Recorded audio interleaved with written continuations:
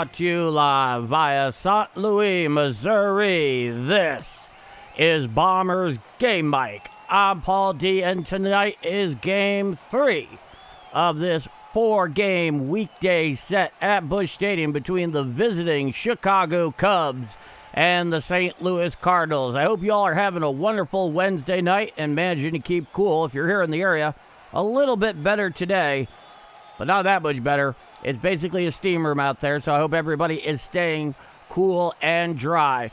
I will give you the starting lineups here for the visiting Chicago Cubs, so join the Game Mike roll call. Let me know where y'all are watching or listening from. Leading off for the Chicago Cubs is the center fielder, Pete Crow Armstrong. Batting second in right field is Saya Suzuki. Batting third at first base is Michael Busch. Batting cleanup at the hot corner is Alex Bregman. Batting fifth at left field is Ian Happ. Batting sixth at DH is Michael Conforto. At second base, batting seventh is Pedro Ramirez. Batting eighth at shortstop is Dansby Swanson. And behind the dish is Amaya, the starting nine for the visiting Chicago Cubs. Now, the lineup tonight for the Cardinals, they're facing the left-hander Matthew Boyd.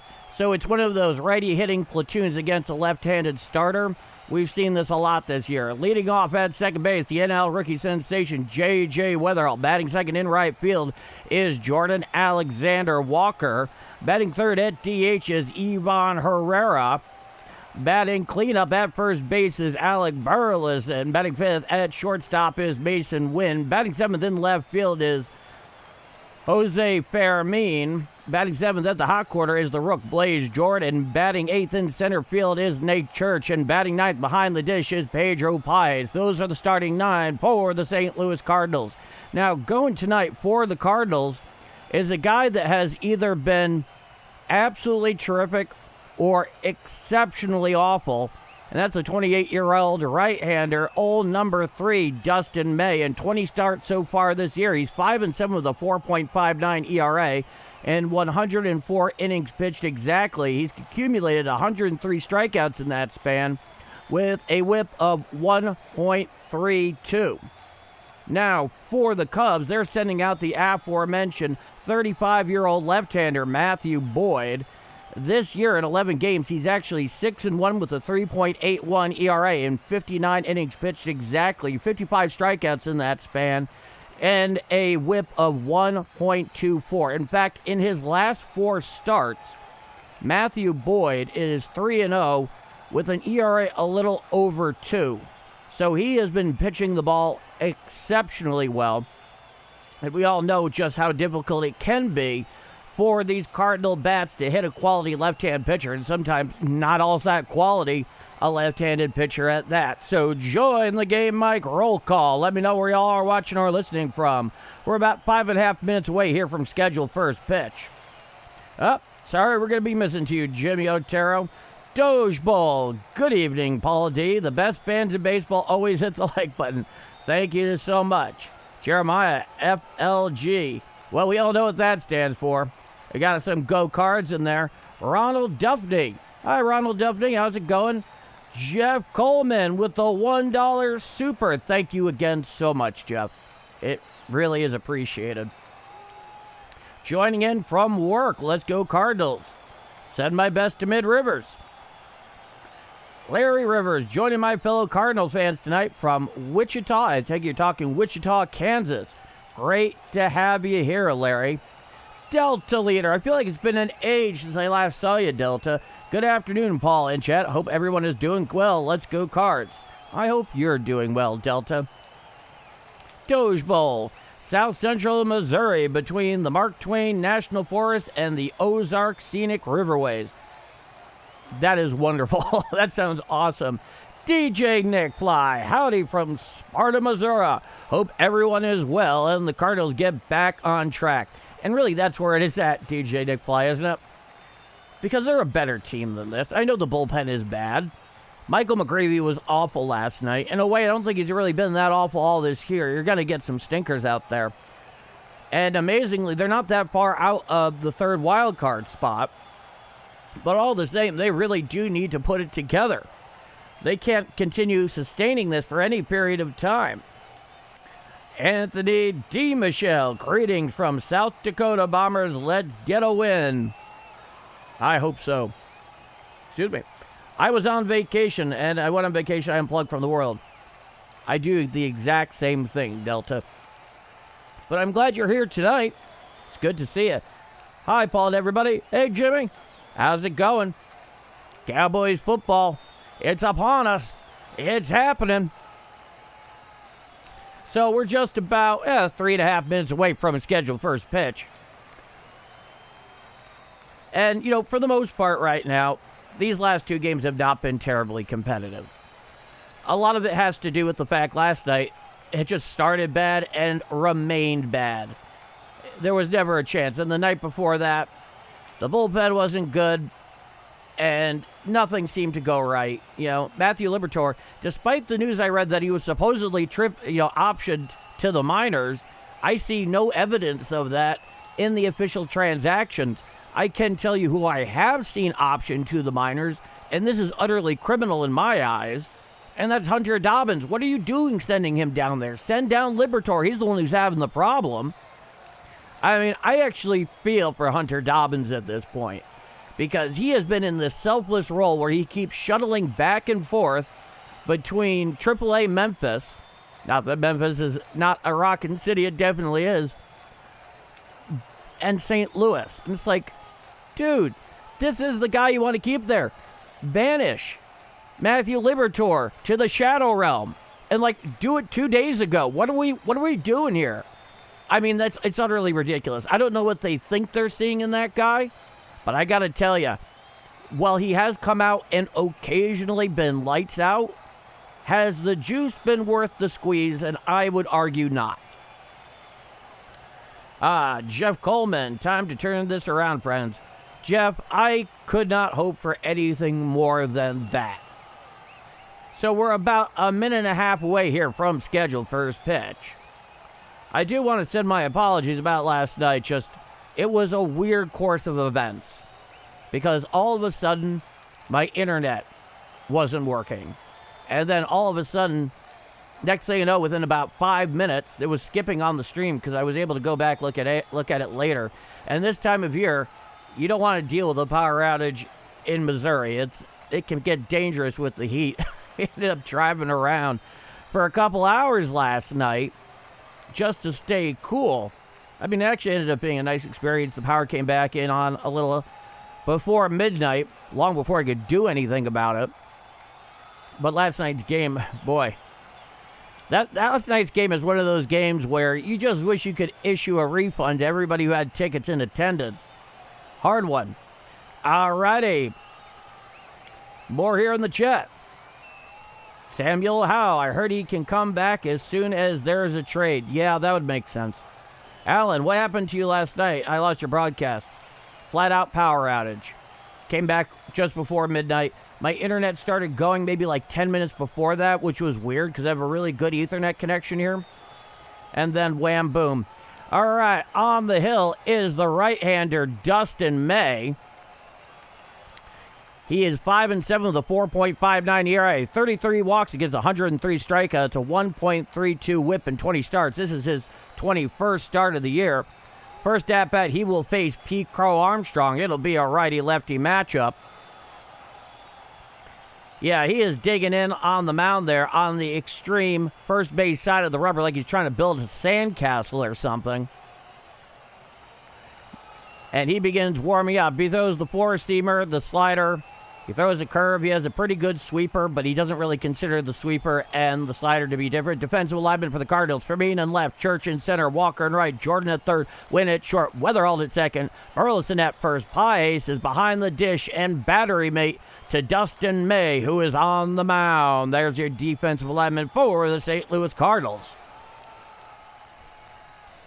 We need a great pitching game. Yes. Yes, absolutely. Yeah, the Flying Dutchman's on the mound, Brother Joe. You may very well be right, Samuel. You and me both, Goldie. All right, here comes PCA. He comes strutting up into the left-handed batter's box. On deck is Saya Suzuki, the right fielder.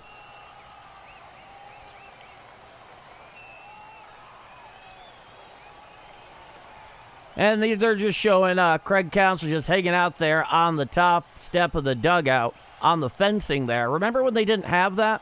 Righty-lefty matchup.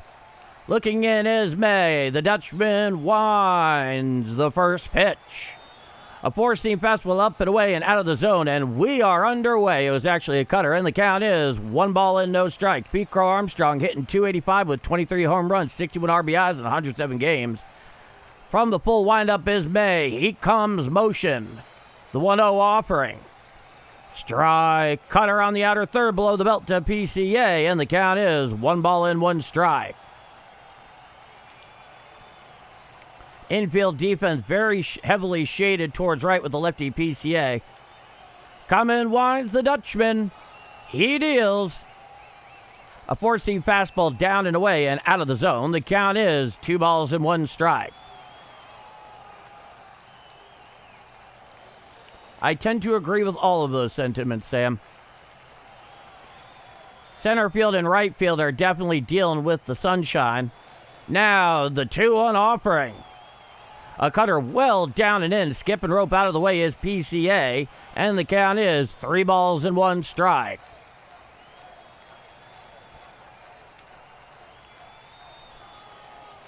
Now, he gets back onto the bump. He looks into Pajes.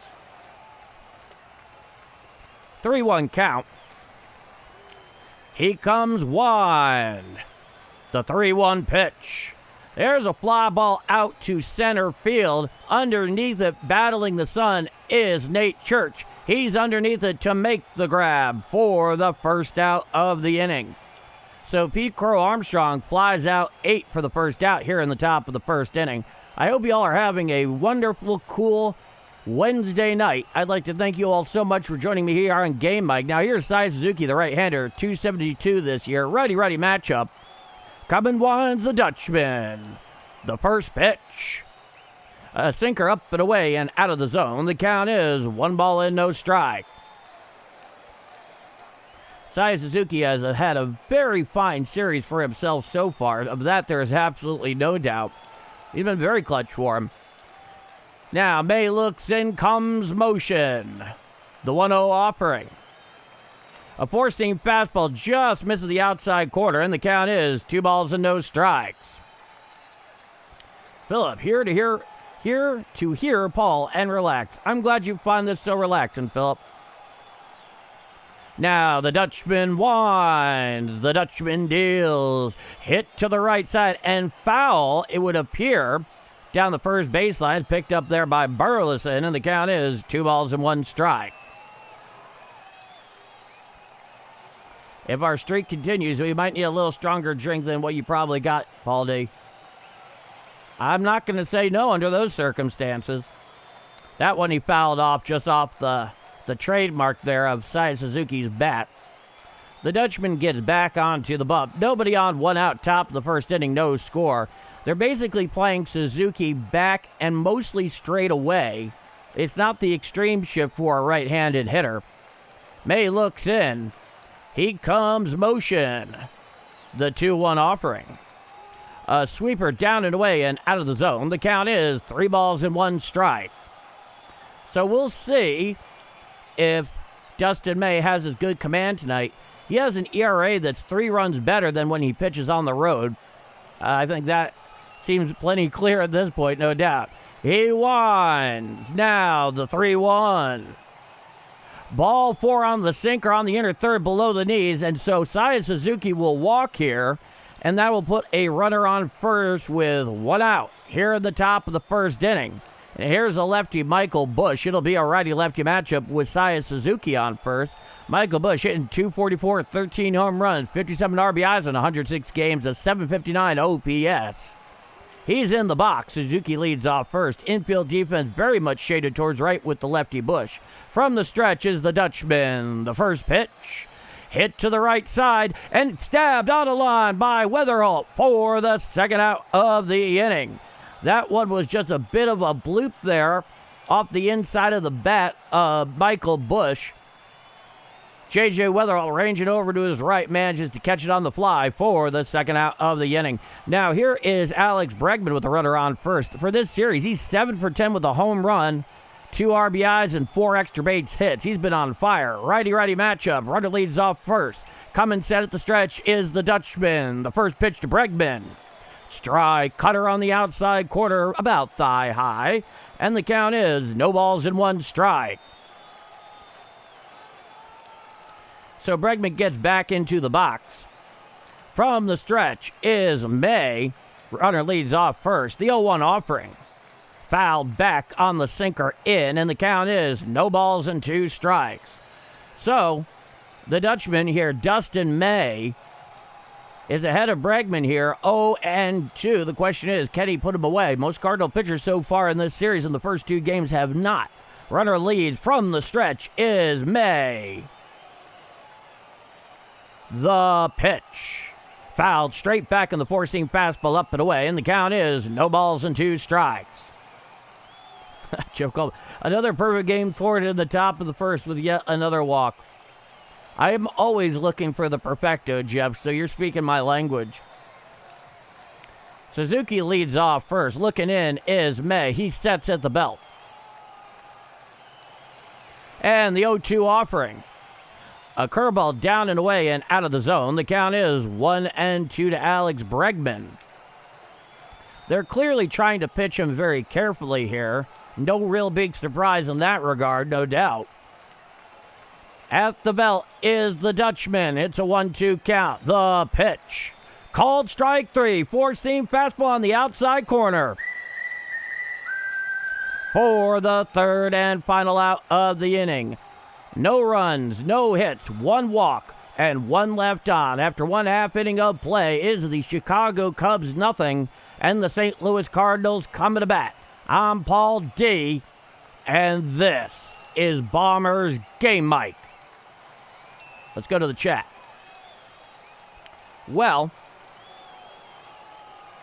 that is a fine way to start off, all told, the top of the first inning. That is the first clean top of the first inning the Cardinals have accumulated in this series so far.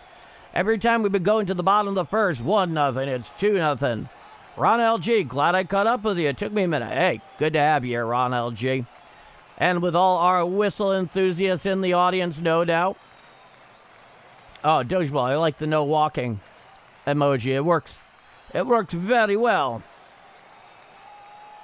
Well, anyway, that's the top of the first inning. Now, due up for the Cardinals is going to be Weatherholt, Jordan Alexander Walker, and Ivan Herrera. Herrera is at DH tonight. And they will face Matthew Boyd, the crafty 35-year-old lefty from, well, not from, but playing on the north side of Chicago. All right, let's get the W tonight. Eric, we're on the same page with that one. It is not fun dealing with a losing affair, especially like when they're getting blown out or something. That's terrible. All right, we're here for the bottom of the first inning. Due up here is the lefty NL rookie sensation, the second baseman, J.J. Weatherall. It'll be a lefty-lefty matchup there against Matthew Boyd. J.J. struts into the box. And walking slowly onto the bump is Matthew Boyd, who's 6-1 with a 3.81 ERA, 17 walks against 55 strikeouts, a 1.24 ERA, and 11 starts. Bottom of the first inning. Now, the first pitch to J.J. Hit to the right side. Picked up there by Busch at first and a hop. Takes it to the bag himself for the first out of the inning. So 1 pitch, 1 out there off the bat of J.J. Weatherall. Now, here comes Jordan Alexander Walker. It'll be a lefty-righty matchup. Matthew Boyd throws the four-seamer, the changeup, the slider, and a curve. Classic 4 pitches for a left-handed starter in Major League Baseball. More so in years past than now. Now they have 7 or 8.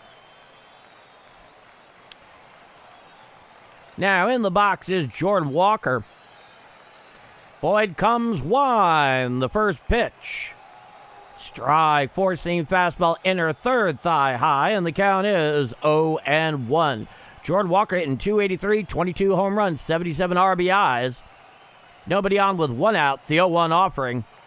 Strike, curveball down Broadway, and the count is 0-2. Looking in is Boyd, taking the deep breath. Jordan Walker's back in the box. He winds the 0-2. A changeup down and away and well out of the zone. Laying off there is Walker, and the count is 1-2. Jordan Walker's back in the box. Coming set is Boyd. He winds. He deals. A slider down and away and out of the zone. The count is 2-2. Right now, they're trying to get him going for the stuff down and away. In the last couple of pitches, Jordan Walker has managed to lay off of both of them. Let's see where it goes from here. Here's the pitch. Swinging strike three on the changeup, down and in for the second out of the inning. So a strikeout there of Jordan Walker. He goes down hacking. Now here is Ivan Herrera, defensive lineman for the Cubs. Happen left, PCA in center, Suzuki in right, Bregman at third, Swanson at short, Ramirez at second, Michael Busch is at first, Amaya is behind the dish, and battery mate to Michael Boyd, who is on the mound. Correction, Matthew Boyd, who's on the mound. Now, coming wide is Boyd, the first pitcher, Herrera. Hit down the left field line. Does it stay fair? It does. It goes all the way to the corner. Rounding first into second is Herrera with a stand-up two-out double, and the Cardinals have a runner on second with two out here in the bottom of the first inning. Ivan Herrera is slowly starting to heat up there. Not a moment too soon. He jumps on that one immediately. It looked to be either a changeup that was supposed to go down and in, or perhaps a very, very flat and slow four-seamer. Who's to say? Runner leads off second. Now here is Alec Burleson with the runner on second. It's lefty-lefty matchup with two out. From the stretch is Matthew Boyd. He comes set. Now the first pitch to Burleson. Fouled straight back on the slider down Broadway, and the count is 0-1. Burleson, with runners in scoring position this year, is hitting .350 with 3 home runs and 56 RBIs, 14 extra base hits. You'll take it. Now Boyd from the stretch sets at the letters. Now the 0-1. Foul tipped on the four-seam fastball on the inner third, and the count is no balls and 2 strikes. So Burleson's in the hole here to Matthew Boyd with a runner on second and 2 out, runner in scoring position.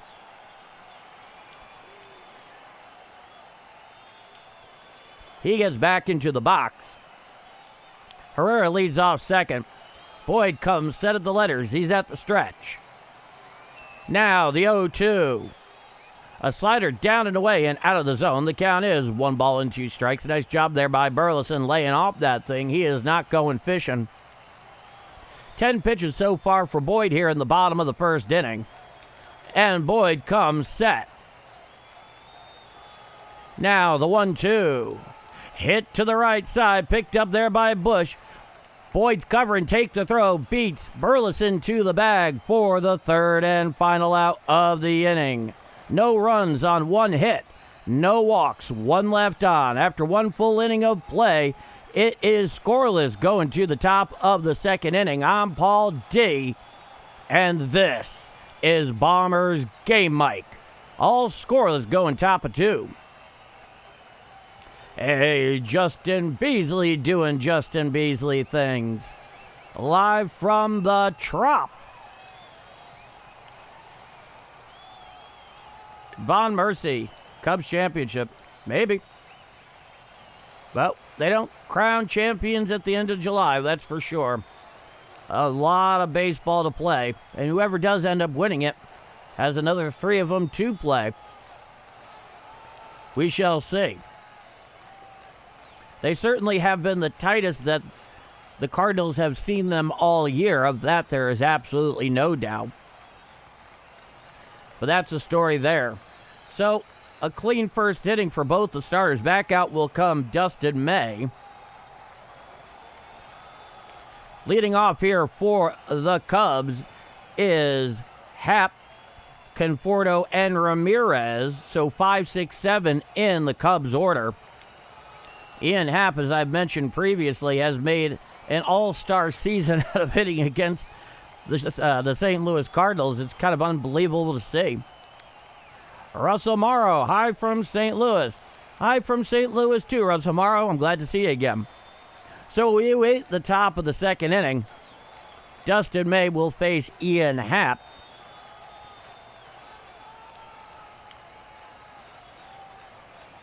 I will admit, it does feel good to be back on camera. Feels like everything properly coming together. Now, back onto the bump is Dustin May. He will face Ian Happ. And he looks in towards Pages, who's behind the dish tonight. Righty-lefty matchup. He comes wide. And the Dutchman deals. A curveball down and in and out of the zone. The count is 1 ball and no strikes. 17 pitches so far for Dustin May. Now, May looks in and winds the pitch. Strike, cutter on the outer third below the belt. And the count is 1-1. So Dustin May will be okay, as long as he attacks the strike zone and hits his spots. Now, he winds the 1-1. A changeup just a bit too low on the outer third, and the count is 2 balls and 1 strike.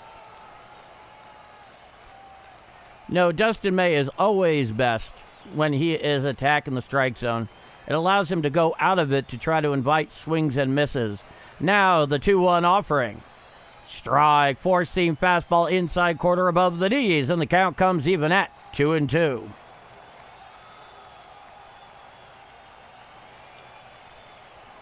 He's back onto the bump. Happ is back on into the box. He winds the 2-2. A sweeper down and in and out of the zone. Skipping rope there a little bit was Happ, getting out of the way of that sweeper, and the count is full, 3-2. He's hitting .221, 18 home runs, 47 RBIs, a .760 OPS. Infield defense shaded towards right. The Dutchman winds and deals. Hit to the right side, picked up there by Burleson, tosses to May cover, and he beats Happ to the bag for the first out of the inning. So a ground out 3-1 by Happ here to start the top of the second inning. Now, the lefty Michael Conforto stepping into the box. 22 pitches here so far for May. Be a righty-lefty matchup.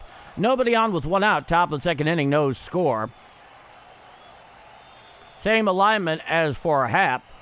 He winds, and the first pitch of Conforto. A four-seam fastball up and away and out of the zone. The count is 1 ball and no strikes.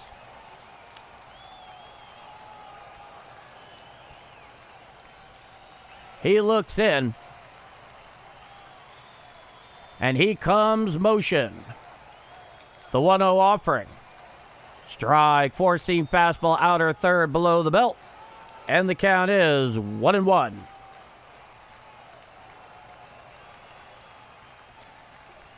Need that caffeine tonight. The Dutchman looks in. He comes motion. The pitch. A changeup down and in and ruled a ball. A bit too inside. The count is 2-1. In 71 games this year, Conforto's hitting .244 with 9 home runs, 24 RBIs, and an OPS of .811. So a very representative season. He winds, does May, the 2-1. Hit foul down the first baseline, out of play on the cutter in, and the count is even at 2 balls and 2 strikes. Ronald Lyle, good evening, Paul D and chat. Hopefully get this win tonight. I hope so too.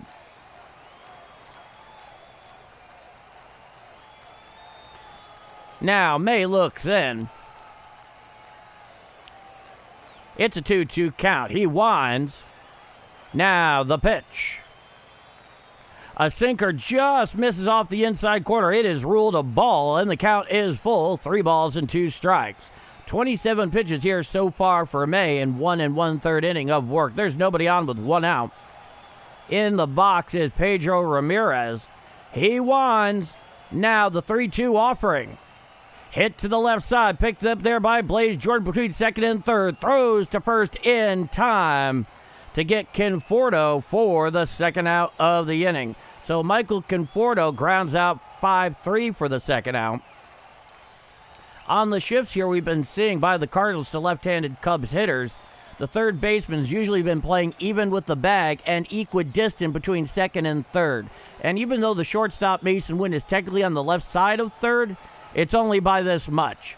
Now here is the lefty, Pedro Ramirez. Righty-lefty matchup, the first pitch.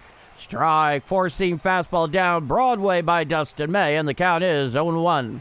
In 34 games, Ramirez hitting .322, 1 home run, 14 RBIs, and .833 OPS. Not bad numbers. Now, winding is May. He deals. Chop foul down the first base side and out of play, and May is ahead of Ramirez, no balls and 2 strikes. Again, it's great to see you live. Well, thank you, Ron. I really do appreciate that. Last night was awful, but I'm glad everything is up and going now properly. There's no skipping, anything like that. Very pleased by this. Now, come and winds May. The 0-2 to Ramirez. Swinging strike 3. Down, heck, it goes Pedro Ramirez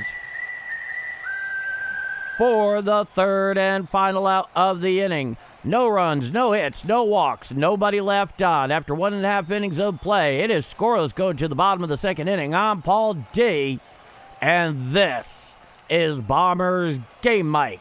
Scoreless going to the bottom of the second. Let's go to the chat. All right. David Hodge, Paul D, what happened last night's game? You were broadcasting it, it was over. You were way behind. Okay. Well, I was explaining this a little earlier. I take it you just got here, David. So I'll tell you again. So basically last night, I guess what we were in like the third inning maybe. Maybe it was the fourth. First, I started getting weird blips in internet. And that was kind of going in and out. And then about 10 minutes after that, boom. Darkness across the board. We didn't get our power back till a little before midnight. I was telling this earlier in the brief pregame that I do. We were actually driving around for a couple hours because we needed AC. It was the best way to do it. Beautiful drive at night, getting to sit back, relax, chat with the wife. I love driving, and ever since she's a kid, she always nods off when she's in the car but not driving. So it was kind of relaxing for her too. So that's really the story there, David. But hopefully everything is back in order tonight. As you can see, the set here, the studio seems to be largely up and functioning. It's not entirely the way I need it. I still haven't set up the big computer yet. I'm doing this off my laptop. But luckily, Lappy here does good work. All right, we are here for the bottom of the second inning. There we are. Due up for the Cardinals is Wynn, Faramine, and Blaze Jordan. So 5, 6, 7 in the Cardinal order. They will face the lefty Matthew Boyd, who's out for his second frame. Hopefully we do get a win tonight, David. Nice inning for May. This could be May's last start with us. That's a distinct possibility. Now, lefty-righty matchup. The first pitch from Boyd to Wynn. Strike, four-seam fastball down and in, and the count is 0-1.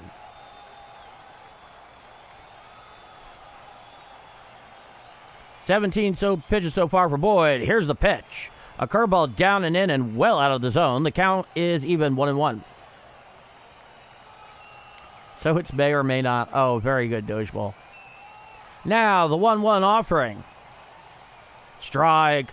Change up on the outside quarter below the belt. It looks like Mason Wynn may have just challenged that. Let's see here. If he did, it's a good challenge. I don't know if he was adjusting his helmet. Apparently not. He's going with it. The 1-2 offering. Swinging strike 3 on the changeup down and away for the first out of the inning.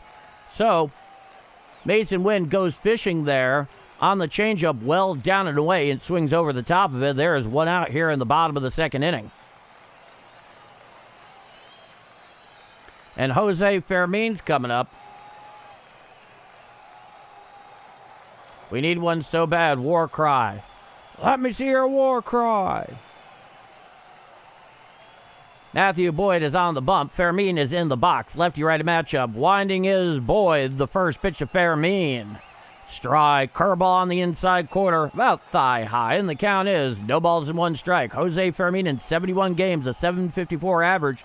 5 home runs. Come and wind. The 0-1.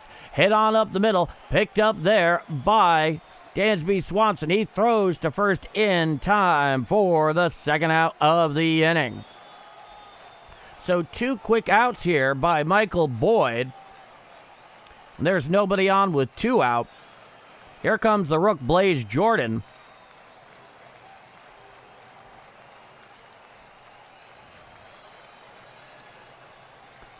Now, Boyd is back into the box. Lefty-righty matchup. He winds. The first pitch to Blaze Jordan. Strike, four-seam fastball, whispers over the outside corner at the knees. The count is no balls and one strike. I will give this to Boyd. He does seem to move quickly here. He comes one. The 0-1. Hit foul down the first base side and out of play. And the count is no balls and 2 strikes.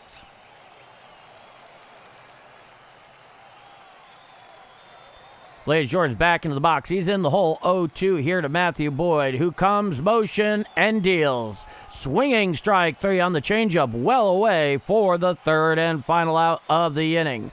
No runs, no hits, no walks, nobody left on. After 2 full innings of play, it is scoreless here in Game 3 of 4 on the western banks of the mighty Mississippi. I'm Paul D., and this is Bombers Game Mike.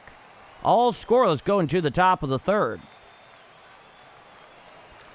Wynn just is not producing enough. The thing I see with Wynn, and it's actually fairly similar to Jordan Walker, they both seem quite susceptible to not just breaking balls, but off-speed pitches that are down and away. And they almost just kind of flail at them, having trouble laying off it. I don't know if they're having trouble recognizing it. It's kind of hard to say, but in many ways, I look at what they're both doing, and they seem to both be suffering the same symptoms when they're wielding the lumber. Harold, good to see you, Harold. How's May looking? May's actually looking pretty good. Pretty good. 2 scoreless so far. All right, due up in the top of the third is Dansby Swanson, Amaya, and Pete Crow Armstrong. So 8, 9, and 1 in the Cubs order. Dustin May will be coming out for his third frame. Good to see you, Ethan. I'm glad you showed up.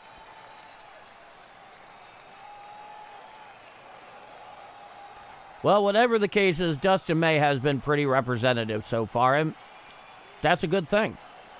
A very good thing. All right, we are nearly back in the action after all these Dobbs Tire Center and automotive commercials. Really incredible stuff. So I do want to thank you all for coming here and joining me on your Wednesday night. It's always good to see you here. All right, we're back here for the top of the third inning. 8, 9, and 1 for the Cubs. Dansby Swanson here is in the box. Righty-righty matchup. Coming winds May, the first pitch. A sinker inside and out of the zone. The count is 1-0.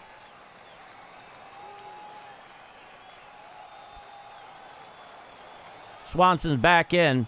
Looking in is May to Pies. He comes motion. The 1-0 offering. A cutter just misses the inside quarter below the belt, and the count is 2-0. Dansby Swanson last 10 games hitting .324 with 3 RBIs and .820 OPS. The Dutchman comes wide. The Dutchman deals. Strike. Sinker on the inner third thigh high, and the count is 2 balls and 1 strike.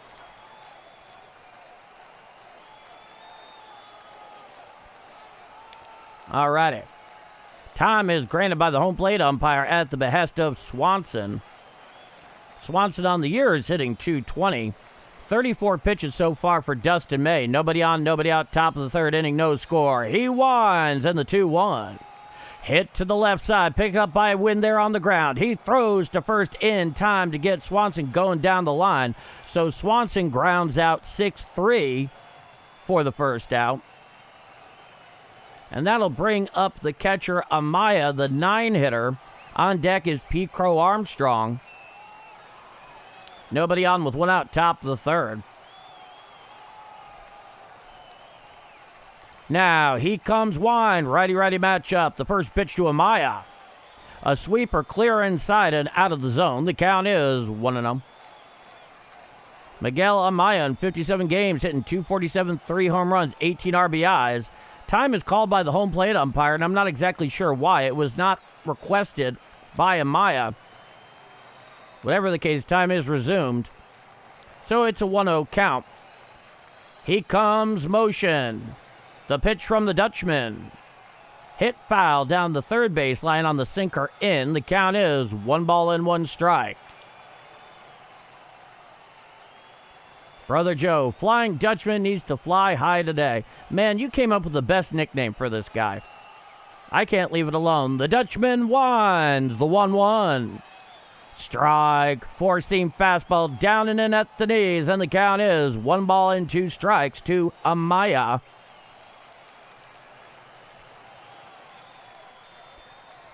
Oh, yes.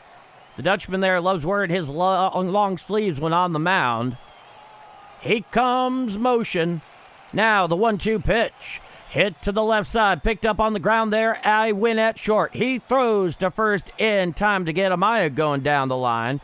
So Amaya grounds out 6-3 for the second out. Now back to the top of the order with PCA. Nobody on with 2 out. Top of the third inning, no score. He looks like a Scottish Wildman pirate. He's definitely got Scotch-Irish going on there. Especially that last name, May. Oh, yeah. Now, here's P. Crow Armstrong. He's 0-for-1. Righty-lefty matchup. The first pitch to PCA. Swinging strike on the changeup down and in. Definitely did a favor there to May, did P. Crow Armstrong. Swinged over the top of that one. It was nowhere near the zone. The count is no balls and 1 strike. We know what PCA is capable of. Now, coming wide, the Dutchman deals. A four-seam fastball up and away and out of the zone. The count is 1-1. It looks just like the guy off SpongeBob. Yeah, exactly. When you first mentioned that to me, I'm like, oh boy, he's right on with that. Now, he comes wide, the 1-1. There's a fly ball out to center field. Going back a couple of feet is Nate Church. He's underneath it. He makes the catch for the third and final out of the inning. No runs, no hits, no walks. Nobody left on. After 2.5 innings of play, there is no score here in Game 3 of 4 going to the bottom of the third inning. I'm Paul D, and this is Bombers Game Mic. Let's go to the chat. Okay. I need a Flying Dutchman t-shirt. You know, Joe, that is actually an excellent suggestion. Really, it all boils down to, is this the last time we're ever going to see him pitch in Cardinal red? The answer is probably, or else I think I probably would hop on that and try to provide it. It's just such a cool nickname, and it's so fitting. Really, just like from the first time you ever mentioned it, I was like, man, I cannot unsee this. So credit to you, Brother Joe, if that ever catches on. All right, do it for the Cardinals here in the bottom of the third inning. It's going to be Nate Church, Pedro Paez, and J.J. Weatherald. So 8, 9, and 1 in the Redbird order. No score in the bottom of the third inning. We await the action to resume. Sam, come on, Cards. We need some runs, boys. Yeah, big time. Jeff, even all, let's do to the Cubs what Giants did to the Brewers. Yeah. So Matthew Boyd so far has been very effective Not very long at bats. He seems to get guys that he's able to get outs by pitching to contact to some degree. All right, we're back here for the bottom of the third inning. Nate Church, Pajes, and J.J. Weatherall, 8-9-1 in the Redbird order. With Nate Church stepping into the box, it's going to be a lefty-lefty matchup. He's the lefty that's being left in. It looks like Newpar is at least getting part of the night off. No score here in the bottom of the third inning.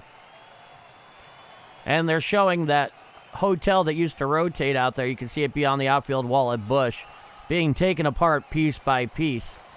It was a lovely part of the skyline. Now, coming set is Matthew Boyd. And the first pitch, Nate Church. He shows bunt, and he hits it up there between the mound and first. The second baseman comes in, throws to first in time to get Nate Church going down the line for the first out of the inning. So Nate Church attempts to bunt for a leadoff base hit. Pedro Ramirez came charging in, fielded it beautifully. Strong throw to first to get Nate Church by a couple of steps. Bunted it just a little too hard. Now here is Pedro Pajes. He requests time briefly. Breland, it's good to see you. Not much. What's going on with you? Are you with your dad and your brother at the Trop right now? Now, the first pitch to Pajes. Fouled off down the first base side and out of play, and the count is no balls and one strike. Jalen Johnson, much love, Paul D. Great commentary. You allow us to enjoy the games without paying. Happy to be of service. Hey, it's Roger Bassman. The next pitch to Pajes. Foul tipped on the changeup away, and the count is no balls and two strikes. So, Pedro Pajes here is down, no balls and two strikes to the lefty Matthew Boyd. Lefty-righty matchup. Pedro Pajes hitting .207, 4 home runs, 11 RBIs in 60 games. He winds the 0-2. Hit to the left side. Broken bat there. Fielded by Bregman deep at third. He throws to first in time to get Pajes for the second out of the inning. So, yeah, that bat, half of it went flying. Alex Bregman, of course, managed to field it on the ground, deep and wide of third. Get Pedro Pajes in plenty of time for the second out of the inning.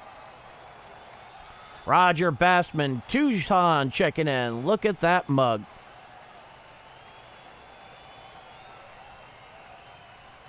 Now, the first pitch, Weatherall. He's 0 for 1.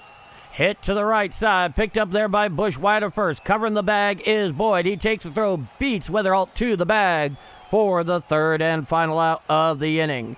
No runs, no hits, no walks. Nobody left on. After 3 full innings of play, there is no score down at Busch Stadium on the western banks of the mighty Mississippi. I'm Paul D. And if you're enjoying my call of Redbird action here on Game Mike tonight, you haven't done so already, please do leave a like. It's helping this growing channel continue to grow. It's making sure this stream gets out there to more Cardinals fans. We're having plenty of trouble finding and following the Cardinals on a day-to-day basis, as well as baseball fans more generally, no doubt. We have a very, very full community of fans from all kinds of teams. And if you like what you see and hear, well, if you haven't subscribed already, hit subscribe.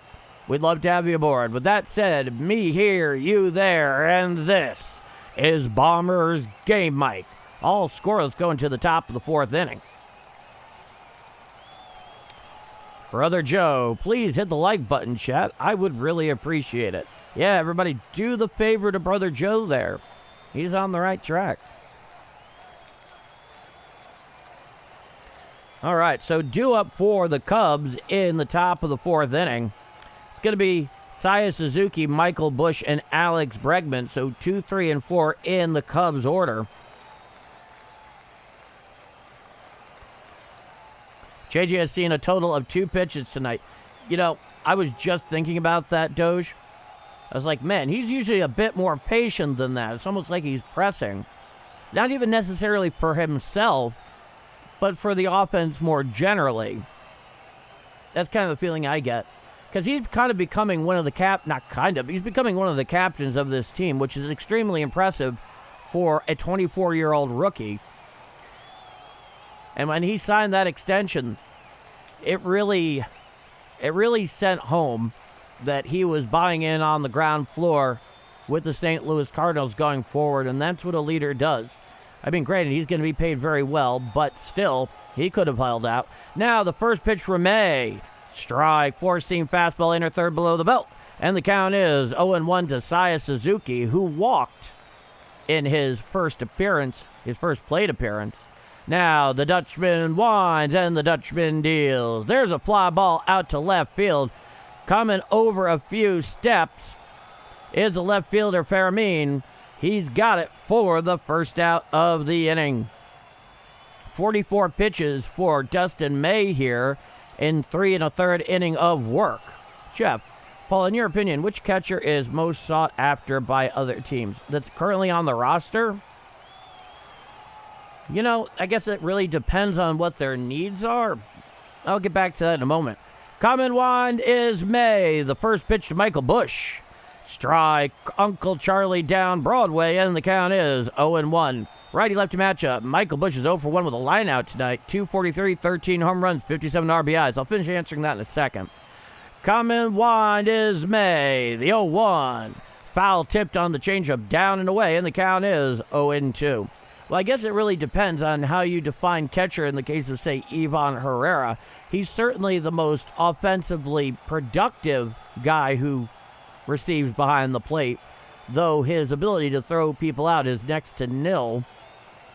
Now, May comes wide, and the 0-2. A sweeper bounces in the dirt, and the count is 1-2. So if you're really just looking to fill in an offensive position with a guy who can receive, I think the answer is probably Ivan Herrera. But it's a weird trade fit. The 1-2. A four-seam fastball well inside. Getting out of the way of that one was Michael Busch. The count is even at 2-2. And, you know, Hydro Pies has good defense. He can't really hit very much. Jimmy Crooks has a lot of development to go. I mean, I guess maybe if you're keeping your eye towards the long term and you see something no one else does. Now, the 2-2 offering. Swinging strike three. Down hack and goes Michael Busch for the second out of the inning. Couple of quick outs here for Dustin May. Nobody on with 2 out. So that's my basic answer. If you're really looking to fill an offensive hole with a guy who can receive but not really throw anybody out, your answer is probably Ivan Herrera. Otherwise, there's nothing that Pedro Pages and Jimmy Crooks can offer that nobody else does. Now, here's the pitch. Sweeper on the outside corner called a strike to Alex Bregman, and the count is 0-1. It's a righty-righty matchup. Nobody on with 2 out. Top of the 4th inning, no score. The Dutchman winds and deals. A sweeper off the outside corner ruled a ball. The count is 1-1. 161 watching, only 51 likes. Let's hit that like button and help out the channel. Thank you, Ron. Alex Bregman 0 for 1. Now, May comes wide. The pitch. A sinker just a little too low on the outer third, and the count is 2 balls and 1 strike to Alex Bregman. Rush Dash. Hi. Hey, Rush Dash. Now, looking in is Dustin May. He comes motion. And the 2-1 offering. A cutter down and away and out of the zone. The count is 3 balls and 1 strike to Alex Bregman. As I was mentioning in his first at-bat, it's very clear that May and Pages have a plan to pitch to him very carefully. Now, he comes wide, and the 3-1. Strike, sinker on the inside corner at the knees. The count is 3 balls and 2 strikes. So 3-2 here to Alex Bregman. Nobody on with 2 out, top of the 4th inning, no score. Bregman chokes up on the bat a bit, interestingly enough. Coming wide is May, and the 3-2. Hit on out there into right field. Going back is Nate Church. In front of the track, he dives, and it falls in and hops over the wall for a 2-out ground rule double. Nate Church went forever to try to get that ball. He just couldn't get there in time. And now the Cubs have a runner on second with 2 out. From everything I could tell, that looked like it was a sinker that was meant to be in that largely stayed down Broadway. And for all that it's worth, Nate Church put together a fantastic effort His uniform is awfully dirty after that one. In some ways, the Cardinals are lucky that one hopped out for the ground rule double. Now here is Ian Happ, the left-hander. Righty-lefty matchup. He's 0 for 1 with a strikeout. Runner leads off second. Here's the pitch. There's a fly ball out to center field. Going back a few steps is Nate Church in front of the track. He makes the catch for the third and final out of the inning. No runs on one hit, no walks, and one left on.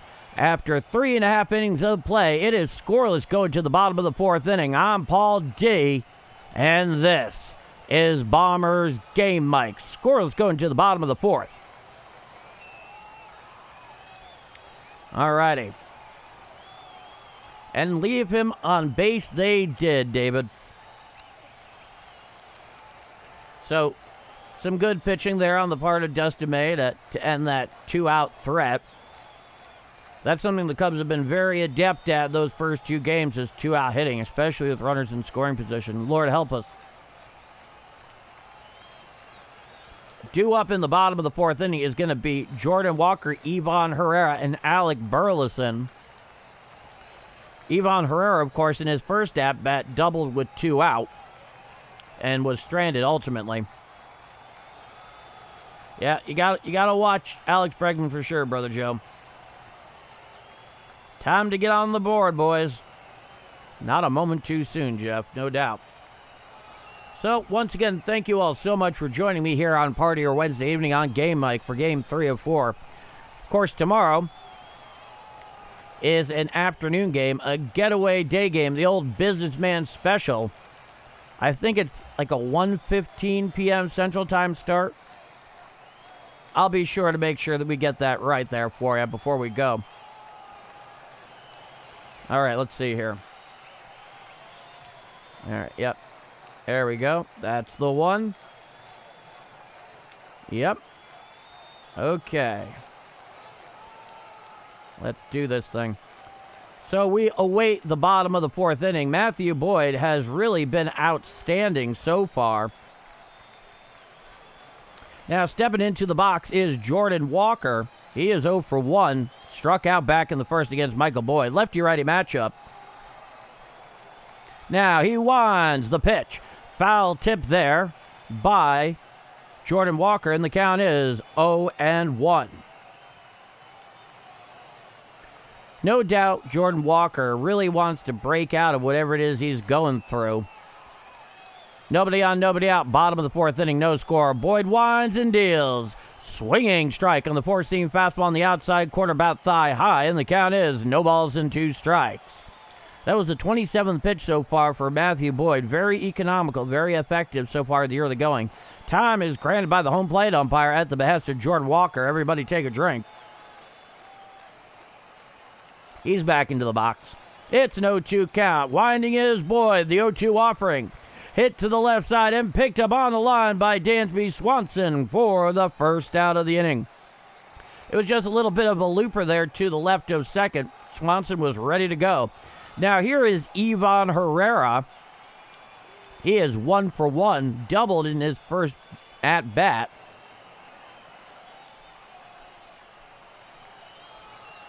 We can start winning and get in the groove, then we can look out. Yeah. Now the first pitch, Herrera. Strike, slider on the inner third thigh high, and the count is 0-1. Next pitch will be Matthew Boyd's 30th in 3 1/3. He winds the 0-1. A curveball well away and out of the zone. The count is 1-1. It's a lefty-righty matchup. Now he comes wind and the 1-1 offering. Strike, changeup on the outside quarter thigh high to Herrera, and the count is 1 ball and 2 strikes. No doubt Matthew Boyd has been in the strike zone, and times he hasn't, he's been able to get him fishing. He adjusts the little mechanical mechanism there for his pitch comm on his belt, so he steps off the rubber, and Herrera briefly steps out. Infield defense clearly shaded towards left with the righty Herrera. Now he winds, and the 1-2 to Herrera. A slider well outside and out of the zone. The count is even at 2-2. Rush dash. Who would you like to see come to the Cardinals at the trade deadline? It's an interesting question. Now, he comes motion, the 2-2. Fouled back on the four-seam fastball inside. The count is 2-2. In terms of major league talent, I can't really... there's not going to be anybody that's high profile in all likelihood that's coming to the Cardinals. The best answer I can give you is if they're going to spin off guys like May and Nootbaar, I want major league ready talent at the top of the farm system of the team they're trading from. And then take the opportunity, especially if we lose the logjam out there, to take a long look at someone like Joshua Baez. Now, he wants the 2-2.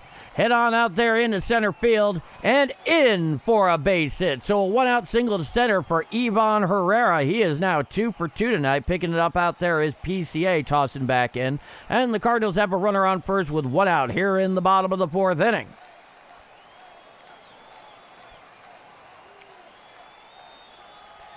Well, here's the thing, Jeff.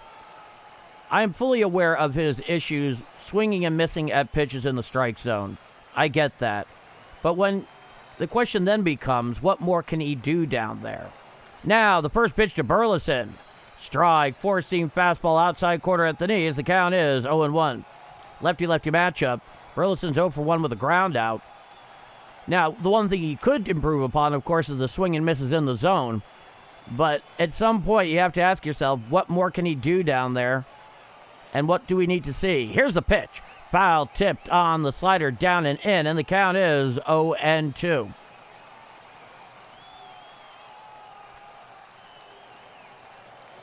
On first is Ivan Herrera.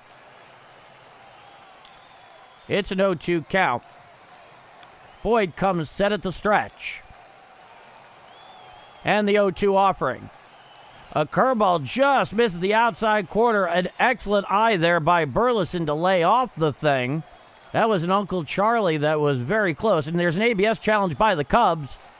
And the call is overturned, and it is strike 3 looking. Down in the observatory goes Alec Burleson. And that's the second out of the inning. So an ABS challenge there by Amaya. It just got a little piece of that zone down and away. And stepping into the box is Mason Wynn. Lefty-righty matchup. Herrera's on first with 2 out. Top of the 4th inning, no score. Coming set. And the first pitch to Wynn. A changeup downstairs out of the zone. The count is 1-0.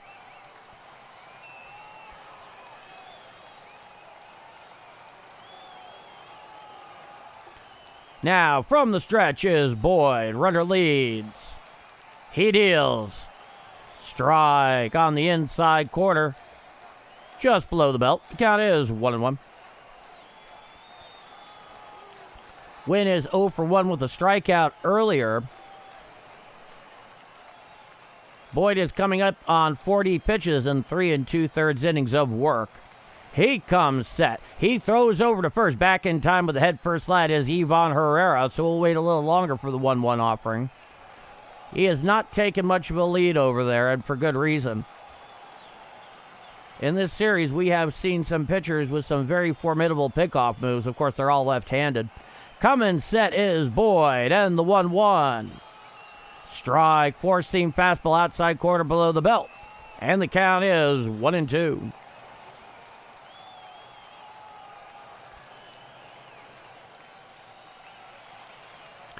And coming set is Boyd. Runner leads. Time is granted by the home plate umpire at the behest of Mason Wynn, who briefly steps out of the box and does a slow practice swing. He gets back in. 40 pitches now officially for Matthew Boyd. He comes set. Amaya sets up outside. And the 1-2. Hit to the left side. Picked up by Bregman on a hop. He throws to first in time for the third and final out of the inning. No runs, 1 hit, no walks, 1 left on. After 4 full innings of play, it is scoreless going to the top of the 5th inning. I'm Paul D. And this is Bombers Game Mic. Scoreless going to the top of the 5th. All right. Granted, the bats have been fairly cold since the break, but I look for that to turn around. You know, you hope it does. You really do. I'm going to be very curious in terms of all the trade talk, what the market really does look like, especially as it applies to the Cardinals. Now, there's always a market for starting pitching, so you don't really have to ask that many questions about May. There's somebody who'll probably pay a little bit too much for him, and that's fine. So be it. The question is, what do you get in return there? And that's really the case, is right when there's a deadline, and the deadline being August 3rd, and you're a GM of a team that's competing right on the cusp, you want the gate to keep going, what are you willing to pay and possibly overpay for a guy like Dustin May? That remains to be seen. Zeke, good evening, Paul D, listening and watching from Backyard Lawn Chair in southern Wisconsin. Cheers, southern Wisconsin. A perfect summer evening to listen to Cardinals baseball and smash the like button. Thank you, Zeke. If every time you strike out, you would take less than your paycheck, I bet everybody would hit home runs. You know what's interesting, Brother Joe? I've been saying this forever. I've mentioned it a couple of times here on the play-by-play stream, is I always wish they could be fined for every strikeout looking. Not exactly copacetic with current Major League Baseball trends as it relates to offense and hitters, but that's my take on it. All right, we're here for the top of the fifth inning. Due up is Conforto, Ramirez, and Swanson. 6, 7, and 8 in the Cubs order. No score, top of the fifth inning. The Dutchman, Dustin May, or I should say Dustin the Dutchman May, he deals a sweeper down and in and out of the zone to Michael Conforto. It's a righty-lefty matchup, and the count is 1-0. Dustin the Dutchman May. It's been cemented. Now, he comes wind, and the 1-0 pitch. A changeup down and in and ruled a ball very close there, and the count is 2-0. I'm just saying that's why the old school grades were the best. When money isn't involved, you had to rely on grit. Yeah, absolutely. The 2-0. Strike, four-seam fastball. It was down Broadway, but it's being challenged there by Conforto, so we have an ABS challenge incoming. And it's indeed a ball, so the called strike is overturned, and the count is 3-0. And that missed actually by quite a lot. Enough that they don't even actually give you the distance. Missing low. It was down Broadway, just wasn't high enough. Now, he comes wind, and the 3-0 offering. Ball 4 on the cutter away, so Michael Conforto works a one-out walk. A leadoff walk. And the Cubs have a runner on first with nobody out here in the top of the fifth inning. Leadoff walks, man. The mortal sin of pitching. Drives you crazy.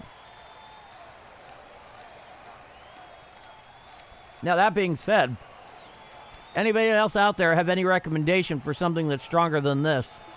Now, here's Pedro Ramirez. He's 0 for 1. Righty-lefty matchup. The first pitch. Fouled off, four-seam fastball down the third baseline, and the count is 0-1.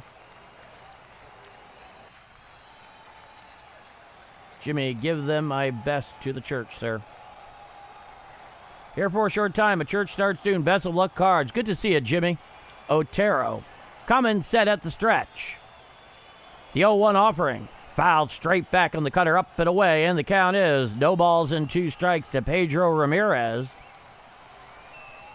Oh, this is an energy drink. This is Red Bull. I'm asking to see if there's somebody out there as a recommendation for something stronger, that's also an energy drink, for special occasions. Infield defense playing back and slightly shaded towards right with the lefty Ramirez. They're in a modified double play depth. Coming set is May. He holds and deals. A changeup well away and out of the zone. The count is 1 ball and 2 strikes to Pedro Ramirez. Oh, Rey Mysterio. I haven't heard that name in an age, Brother Joe. Oh, he was great. The luchador mask, the whole thing. I loved it. I was a really big WCW kid. Coming set is May. The 1-2 offering. Foul down the third base side now to play on the changeup. The count remains 1-2. Oh, no, CCSY.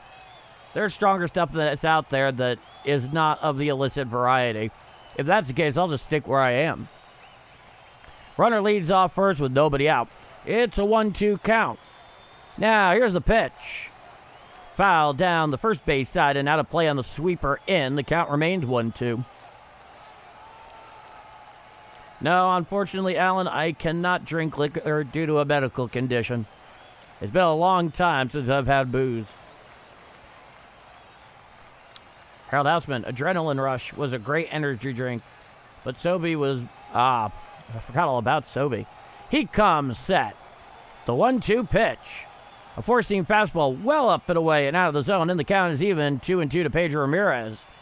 In fact, Sobe, when it still existed, was operated out of the city I grew up in. Now, he comes set at the stretch. Runner leads off first. And the 2-2. Hit to the right side and picked up by Weatherholt with a sliding grab. He throws to first in time to get Pedro Ramirez for the first out of the inning. Runner moves from first to second on the play. J.J. Weatherholt had to range very far to his left to get it on rather slow ground ball. And so naturally the runner got to second with tremendous ease. So now the Cubs have a runner on second with one out. Ginger root. That's an interesting thought. Now the first pitch to Swanson. Hit to the left side. Picked up there by Blaze Jordan. He throws to first in time to get Dansby Swanson for the second out of the inning. The runner at second stays there with the ground ball to Blaze Jordan. Otherwise, he would have gotten caught into a pickle really fast. Now the Cubs have runner on second with two out top of the fifth inning. 68 pitches for May in 4 2/3 innings of work. Now here's the 9-hitter, Miguel Amaya. Righty-righty matchup. From the stretch is May. And the first pitch. A sinker inside, just getting out of the way of that one was Amaya. And the count is 1 ball and no strikes. He's 0 for 1 with a ground out. 245, 3 home runs, 18 RBIs, and 57 games behind the dish. Coming set is May at the belt. Runner leads off second. Now the 1-0 offering. Hit on out there into right field. Going back a few steps is Jordan Walker in front of the track. He makes the catch for the third and final out of the inning. Well, that was something. No runs and 1 left on. After 4.5 innings of play, it is scoreless going to the bottom of the 5th inning. I'm Paul D. And this is Bombers Game Mike. Scoreless going to the bottom of the 5th. Let's go to the chat.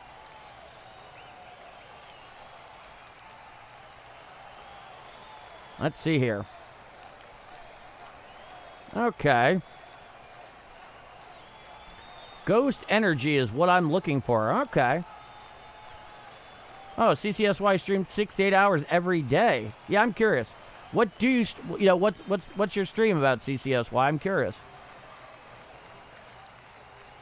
All right, let's get this thing set. We want that to be accurate. Yeah, there we go. Now let's get the time on that. Right. Okay, so we're heading to the bottom of the 5th inning. There is no score. Okay, that makes sense. That makes sense. Okay. I'm just updating the Scorebug broadcast information for tomorrow. As you can imagine, that is something that I would very much like to do whenever possible. Okay. There we go. Cool. Got that taken care of. There's always one thing, man. There's always one thing. There's always one guy who doesn't get the word. In that case, it was me. So due up for the Cardinals in the bottom of the 5th inning.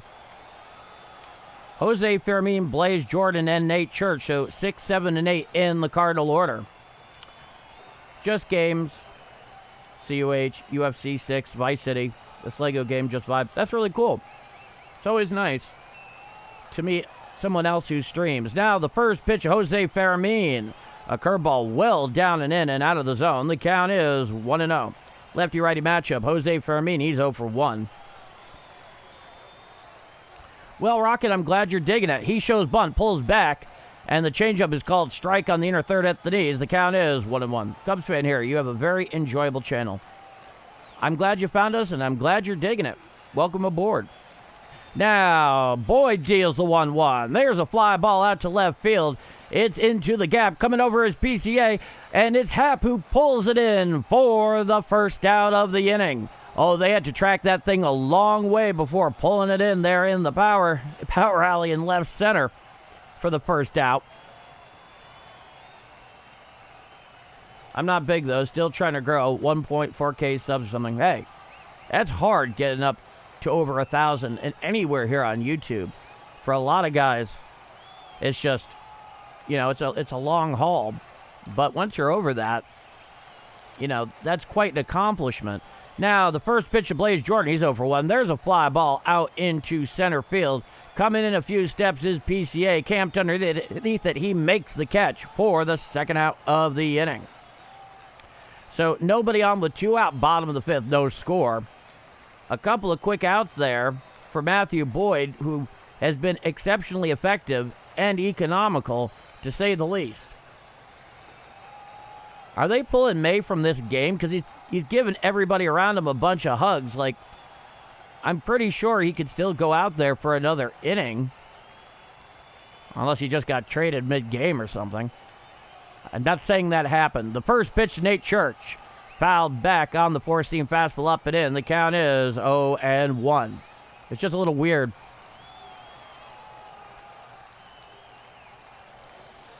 The Cardinals have gotten 1 hit.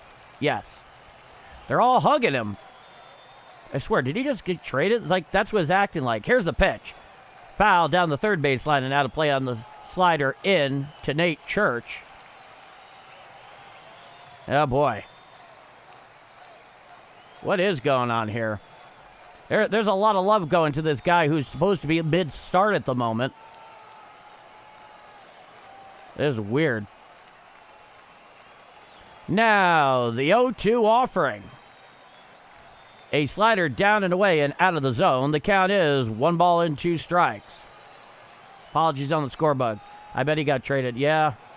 Yeah, they are. Exactly. Now, the 1-2 offering. And it plunks Nate Church on the head with the curveball. So a hit by pitch there. It just goes bouncing off the top of his dome. And the Cardinals have a runner on first with 2 out here in the bottom of the 5th. It was definitely not intentional. That was a breaking ball that just failed to break. Did it get him? Yeah, it got him like right up here on the dome. Yeah, those are good bye hugs here. I swear to God, it looks like he got traded. Let's see. If anybody knows, let us know in the chat. It's not altogether easy for me to do that here because I can't put the sound on the game.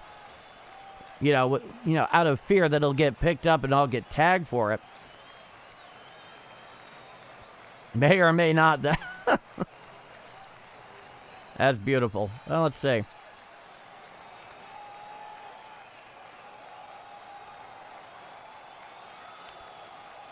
I'm not seeing anything yet. Now, here is Pedro Pajes. He comes on with 1 out. Excuse me, with 2 out and a runner on. Now, the first pitch.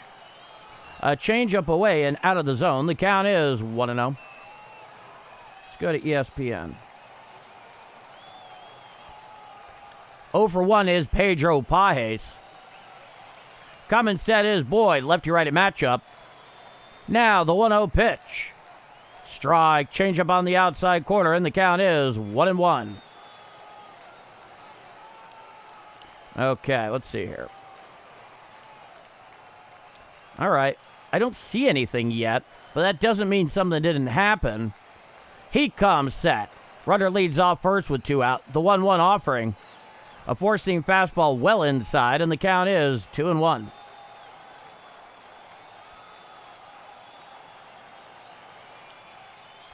Maybe. That could be the case, Alan.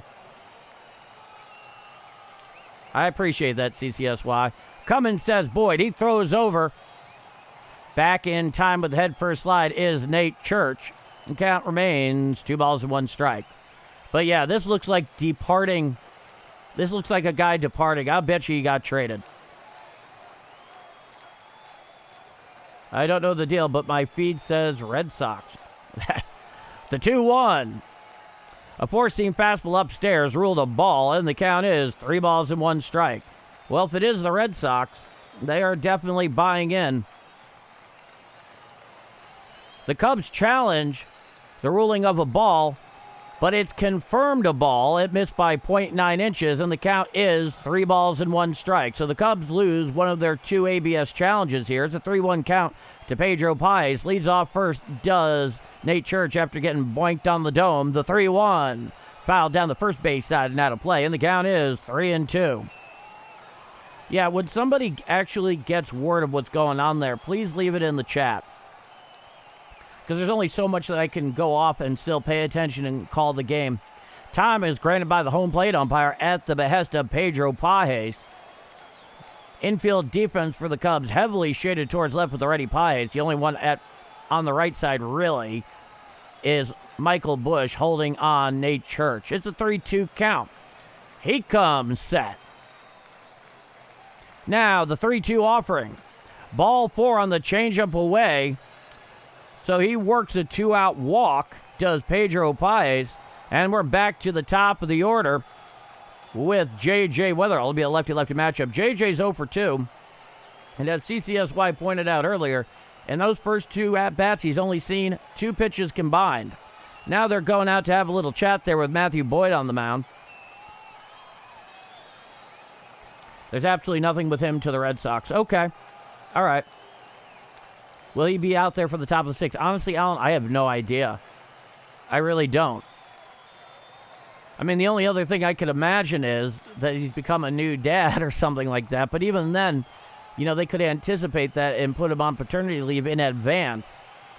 So I honestly don't know. Nor do I entirely know what J.J. Weatherall is holding on about here. Apparently, it seems to be a fairly long powwow out on the mound for the Cubs. So runners on first and second with 2 out. Back to the top of the order. J.J. Weatherall 0 for 2 with a pair of groundouts. Well, we can only help. We can only hope, Philip. He's into the box. Runners lead off first and second with 2 out. No score, bottom of the 5th inning.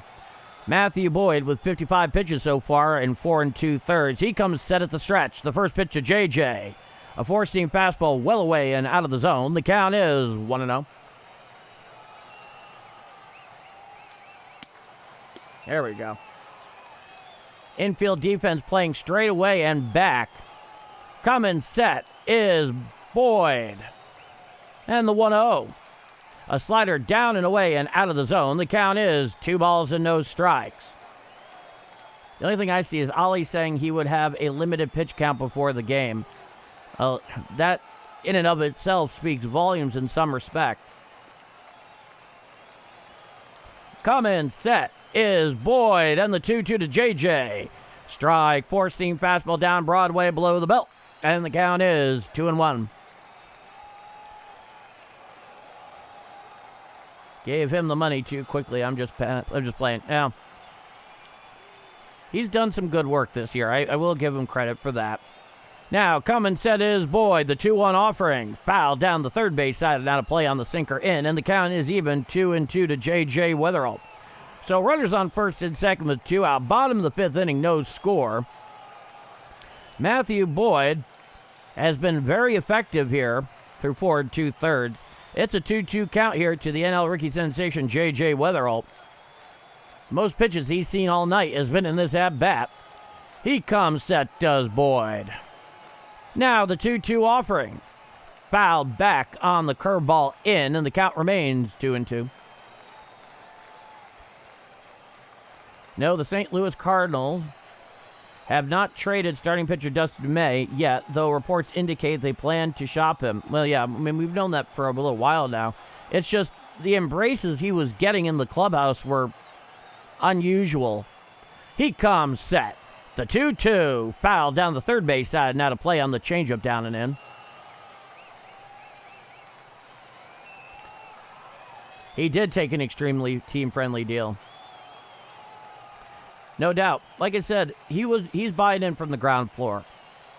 And that's kind of one of the things that kind of make him special. I mean, he's become very much one of the leaders on this team. That much is evident.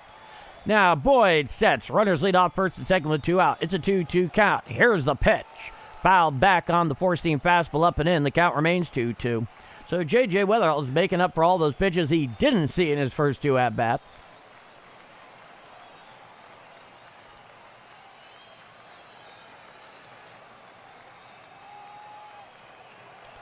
Back into the box is Weatherall. Runners on first and second. The southpaw comes, winding, deals. A slider well away and out of the zone, and the count is full. 3 balls and 2 strikes to J.J. Weatherall. On deck is Jordan Walker. 63 pitches for Boyd. He has really slowed down here with runners on, which is not altogether unusual, but noteworthy. Boyd looks in. Runners lead off first and second. Lead runner is Church. Now the pitch. Fouled straight back on the four-seam fastball away, and the count remains 3-2. So with a couple runners on and 2 out in a full count, both Nate Church and Baez are going to be going just like that. I'll keep looking, but I'm not seeing anything. I appreciate that, Harold. Infield defense playing very back and almost straight away in some respects. It's a slight shift. Here's the pitch. Hit on out there to the second base. Picked up by Ramirez. He throws to first in time to get Weatherall for the third and final out of the inning. So, no runs, no hits, 1 walk, 1 hit by pitch, and 2 left on. After 5 full innings of play, it is scoreless going to the top of the 6th inning. I'm Paul D. And if you're enjoying my Call of Redbird action here on Game Mike this evening, you haven't done so already, and you think I deserve it, please leave a like. It's really helping this channel continue to grow, get out there to more Cardinal fans who are having a lot of trouble following the team day to day. We know why, and it sucks, but that is the situation. It gets out there to them, gives them an alternative they might not know they had. And if you like what you see and you're not already subscribed, well, hit subscribe. A great growing community here on Game Mike. Can't say enough about every single one of you. With that said, I'm Paul D, and this is Bombers Game Mike. Scoreless going to the top of the 6th.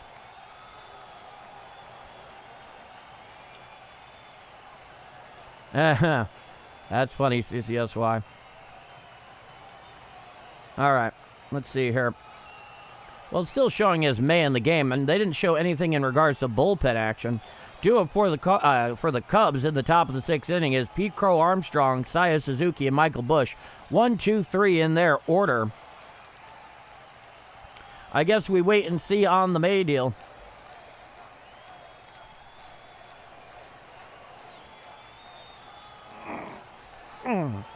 Yeah, one of those nights. Luckily, I got more of the good stuff in here. As I drink out the wrong side of it. So Dustin May went 5 innings, 1 hit, no runs, 2 walks, 3 strikeouts. Not going to do much better than that, folks. So my guess is he's probably, let's put it this way. If he isn't traded, it could be that he is on the precipice of being so. Here comes the 29-year-old left-hander, Justin Brule, in 46 games, 0-0 with a 3.68. Lefty-lefty matchup here to Pete Crow Armstrong. Here's the pitch. A sweeper strike on the outside corner, and the count is 0-1. In 51 and a third innings pitched, the 3.68 ERA with a whip of 1.38. Lefty-lefty matchup. Coming set is Brule, the 0-1 to PCA. A sweeper away and out of the zone. The count is 1-1.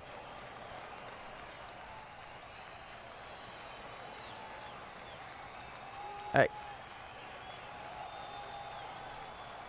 Now, Brule comes set. The 1-1 pitch. Strike. Sinker on the outside corner at the knees. The count is 1-2.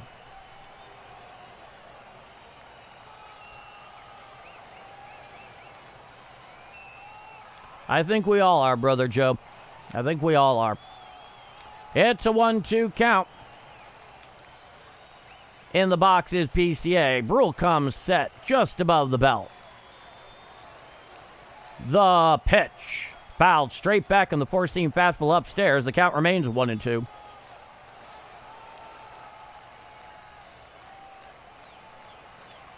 So, yeah, Dustin May's just sitting there on the top step of the dugout, chatting away with Michael McGreevy. Nobody on, nobody out. Top of the sixth inning, no score. Coming sets Brule, the 1-2. Hit foul down the first baseline and out of play, and the count is still 1-2. Mr. Terry Hoggs, it's good to see you live calling the play-by-play. Well, thank you, Mr. Terry Hoggs. Thanks for coming by. Thanks for letting me know. I very much appreciate that. I'm glad you're enjoying the show. Now, coming set, he deals. A four-seam fastball up and in and out of the zone. The count is even, 2 balls and 2 strikes.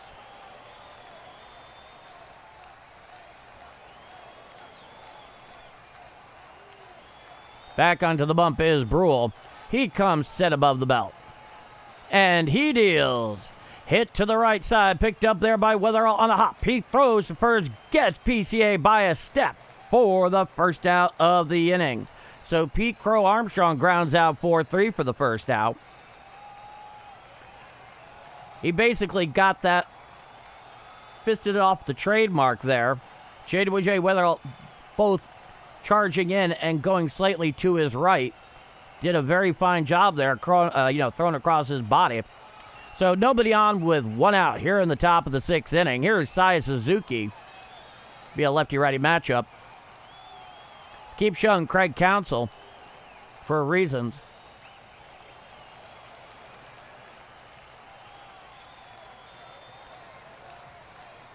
All righty. Let's see here. Oh, yeah, he was out.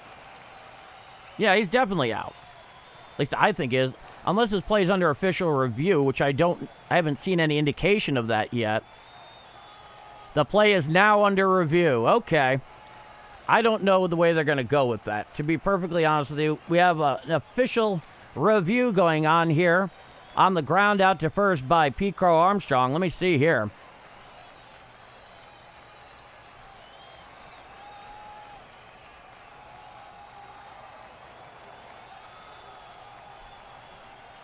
Oh, boy, that is so close. The issue wasn't that the ball beat him there. It's that Alec Burleson had to come up slightly, and his foot comes off the bag. And the official review says it is an out. So the first out of the inning there by PCA, he crowns out 4-3. The play is confirmed. Now nobody on with 1 out. Now here is Saya Suzuki. It'll be a lefty-righty matchup.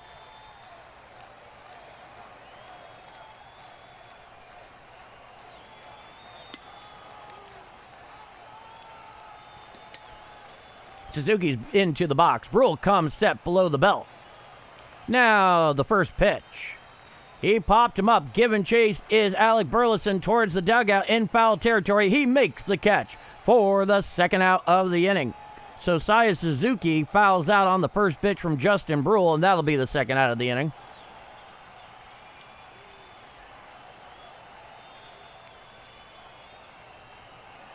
Saya Suzuki. Fine. Now, here comes Michael Busch. Lefty-lefty matchup. The first pitch.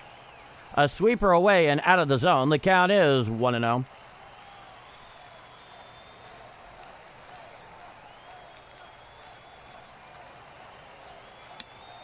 Coming set is Brule.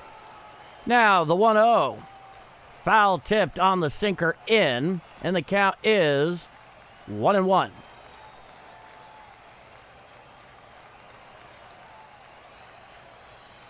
There we go. Nobody on with 2 out here in the top of the sixth inning. No score.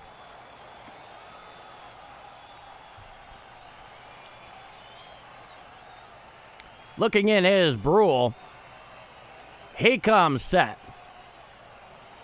Now the 1-1. There's a fly ball out to right field. Going back is Jordan Walker. He's camped under it.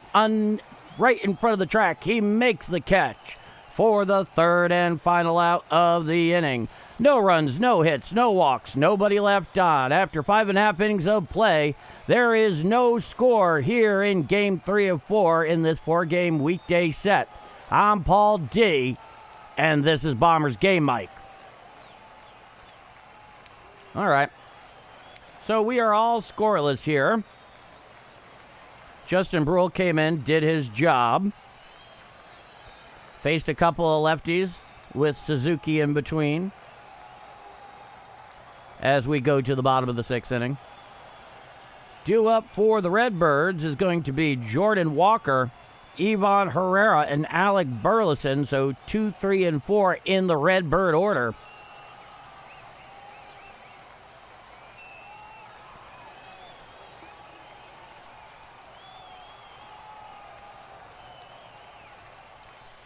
I wish the Cardinals would hit outside pitches to the opposite field. Yeah, you know, that's the interesting thing. You know, the sweep is so indicative of the fact that Major League hitters are constantly trying to pull the ball. Jeff Coleman with the $1 super. Thank you so much, Jeff. And once again, I'm very happy to know we can keep you company while you're at work. Do you listen to it aloud? Do you have like an AirPod in? I'm curious how you're following it. Oh, well, thank you, Russell Morrow. That means a lot. All right. Could I buy a run, please? Major League teams are trying to do that all the time. And thank you, Harold. All right, we're back here for the bottom of the 6th inning. Walker, Herrera, Burleson, they'll be out there to face Matthew Boyd. Boyd has 5 innings pitched, 2 hits, no runs, 1 walk, and 4 strikeouts tonight. Lefty-righty matchup. In the box is Jordan Walker. He comes wide, and the first pitch. Fouled out there on the right side, and it goes into the stands. The count is 0-1. There we are. Now, looking in is Boyd. He comes wide. The 0-1 offering. A slider well away and out of the zone. The count is 1-1. Yeah, I haven't seen anything yet either. Let's put it this way. If he's just on a tight pitch count, it's probably because they are shopping him. The 1-1. There's a fly ball out into left field. Going towards the line is Happ. It falls in for a base hit. And staying there at first is Jordan Walker. Happ got to that very quickly. So being quite careful there is Jordan Walker, and he has a leadoff single here that landed just to the right of the left field line. And the Cardinals have a runner on first with nobody out here in the bottom of the 6th inning. Nice little piece of hitting there. Now here comes Ivan Herrera. He's 2 for 2. Coming set is Boyd, the first pitch. A curveball outside, ruled a ball. The count is 1-0.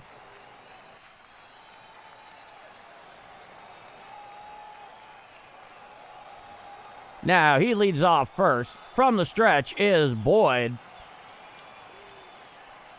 And the 1-0 pitch. Foul down the first base side. Now to play on the changeup. The count is 1-1.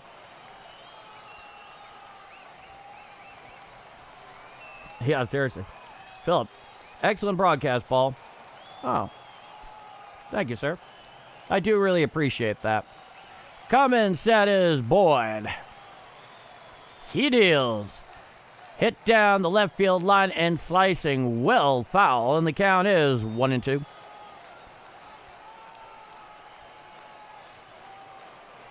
Somebody made a nice catch there in the stands. They're all pumped. Herrera's back in the box. It's a 1-2 count. Walker leads off first with nobody out. No score in the bottom of the 6th inning. Boyd has thrown 71 pitches so far. Time is granted by the home plate umpire at the behest of Ivan Herrera. Infield defense heavily shaded towards the left field side with Herrera. He has that big open Tony Batista stance. He comes set. Now the 1-2. Hit to the right side, picked up there by the second baseman. He can't make a play at second. He throws to first in time to get Ivan Herrera going down the line for the first out of the inning. So Jordan Walker moves up 90 feet to second. It was a productive out if you can't say anything else. The fact of the matter is Ramirez had to go far to his left, and Walker was just off. So he didn't really have a play at second he could make. So Jordan Walker's at second with one out. Here comes Alec Burleson. It's a lefty-lefty matchup. Runner at second with one out. Burleson is 0 for 2. Stepping off the rubber there is Matthew Boyd. I think he's just waiting to get the pitch he wants. Cameron Durbin, love your calls. Just curious what you watch games on. Oh, MLB.TV. Coming set. The first pitch to Burleson. Hit out there into right field. Coming fourth in Suzuki. It falls in, and he picks it up. Coming on in there is the throw, and he stays there at third. Does Jordan Walker. So the single to right by Alec Burleson gives the Cardinals runners on first and third with one out here in the bottom of the sixth inning. Jordan Walker was being very conservative. He's basically moving station to station there. And, of course, Pop Warner out there, the third base coach, he is being very careful about being overly aggressive at the moment. Apparently not CCSY. So runners on first and third with one out, following the single to right by Alec Burleson. Now here's Mason Wynn. He has a strikeout and a ground out, so he's 0 for 2. Lefty-righty matchup. Runners lead off first and third with one out. Bottom of the sixth, no score. Coming set is Boyd. The first pitch. Foul down the first base side and out of play, and the count is 0-1.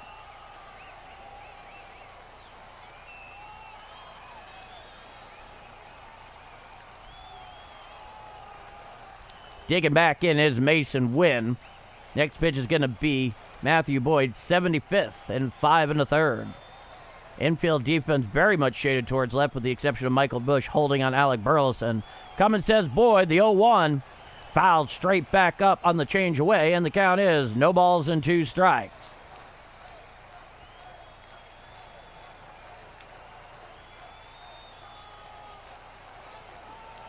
Yeah, a fly ball would definitely do a Doge Bowl, no question. That would be the fundamentally sound way to make this work. Now, Boyd comes set. Runners on first and third with one out. And the 0-2 offering. Swinging strike 3 on the changeup away for the second out of the inning. So in that case, Mason Wynn did a real favor to Matthew Boyd there. That changeup did not have the plate at all, and he went fishing for it. He's really pushing at the moment. And now there are 2 outs here in the bottom of the sixth. Still runners on first and third. Here is Jose Fermin. It'll be a lefty-righty matchup. No score, bottom of the sixth inning. From the stretch is Boyd. The first pitch to Fermin. A four-seam fastball inside and ruled a ball, and the count is 1-0.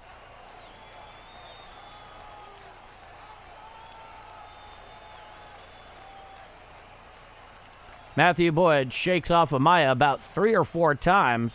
He finally comes set at the letters. The 1-0 pitch.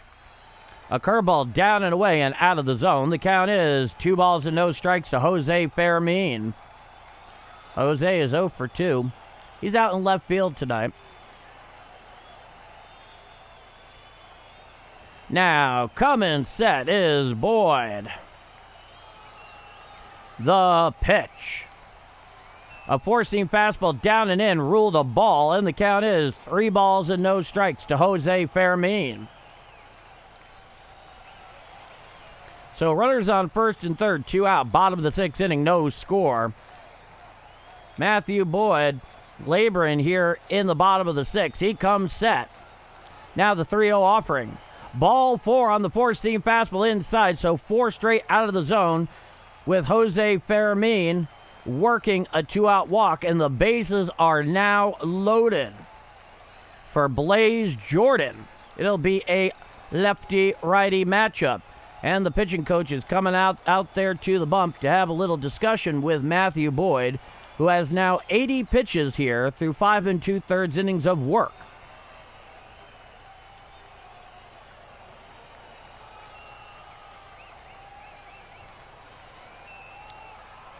All right. So we're going to wait this little powwow out in the mound to disperse. And once again, thank you all so much for spending part of your Wednesday evening here with me on Game Mike. Tightest game so far that the Cubs and Cardinals have played this week. They'll be back tomorrow afternoon for the Businessman Getaway Day special, after which the Cardinals will go to Toronto for a 3-game set. And then 3 games starting on Monday next week at Yankee Stadium. That'll be interesting. All right, Blaze Jordan is in the box. Bases loaded with 2 out, no score. Coming set is Boyd. He holds and deals.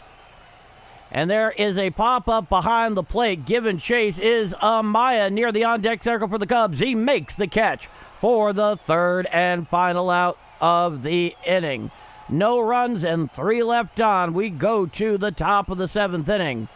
There is no score here in Game 3 of 4 down at Busch Stadium on the western banks of the mighty Mississippi. I'm Paul D., and this is Bombers Game Mike. All scoreless going to the top of the 7th. Oh, boy. Woof. He went and chased a high 4-seamer that was up and in, and that's been the bugaboo that we've known about regarding Blaze Jordan, is that he tends to chase stuff out of the zone. And in reality, for him to become the entirety of the offensive piece I think he's largely capable of being, that kind of plate defense is requisite. He did not show it there.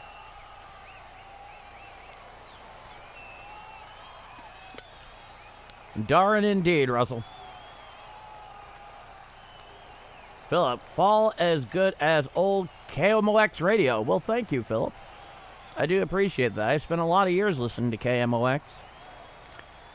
And I don't have any issue with their broadcast now. It's just a weird thing because they have a 3-man booth that kind of rotates, where John Rooney calls the 1st through the 3rd, then he calls the 7th through the 9th, and the other 2 fellas will call the middle innings. I remember listening to it a couple weeks ago, and I was like, man, this is a thing. Ducks on the pond, yeah. Unfortunate to say the least. But them's the breaks. Or as they say in Yankee land, that's baseball, Susan. I don't expect anybody to get that. Only to take my word that it's a thing. All right, we are awaiting the top of the 7th inning. It looks like we got ourselves a nice establishing shot outside of Busch Stadium. Due up for the Cubs is Bregman, Happ, and Conforto. So 4, 5, and 6 in the Northside order. There is no score. Now here is Ryan Stanek. It'll be a righty-righty matchup. The first pitch to Bregman. Hit to the left side. Picked up by Wynn on the ground. He throws to first in time to get Bregman flying down the line. So Bregman grounds out 6-3 for the first out here in the top of the 7th inning. In 40 into the 3rd, he has a 4.46 ERA with a 1.44 whip in 45 games, does the right-hander Ryan Stanek. I'm sure everybody just took a long laboring breath as soon as I said his name. Now, the first pitch to Happ. Strike, 4-seam fastball down Broadway, and the count is 0-1. It's a righty-lefty matchup. Nobody on with 1 out, top of the 7th inning, no score. Now, he comes set. The 0-1. A slider down and in and out of the zone. The count is 1 ball and 1 strike. Yeah, that is interesting. I'm curious if Chaim Bloom and ownership would, green light a trade to one of their division rivals. The 1-1. A splitter just low on the inside corner. It is ruled a ball, and the count is 2-1.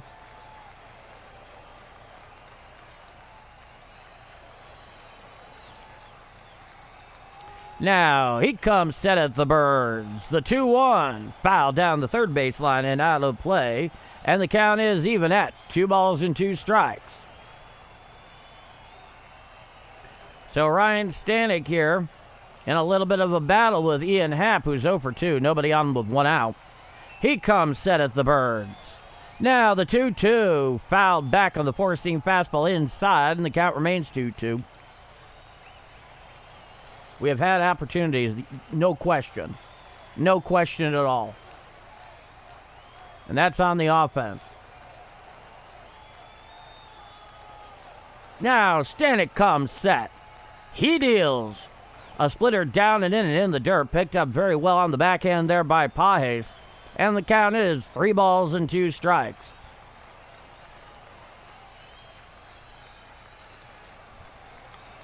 On deck is Michael Conforto. Coming set, the 3-2, swinging strike 3. Down Hackett goes Ian Happ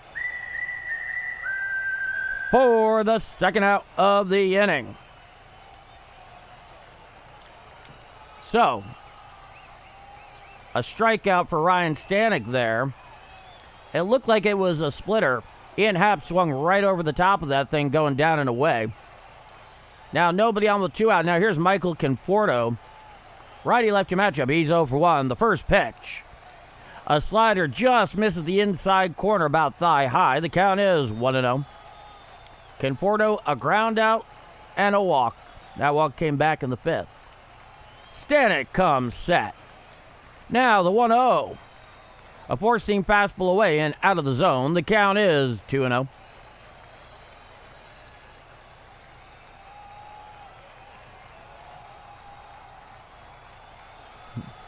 He comes set at the Birds. The 2-0 offering. Swinging strike on the four-seam fastball on the outside corner.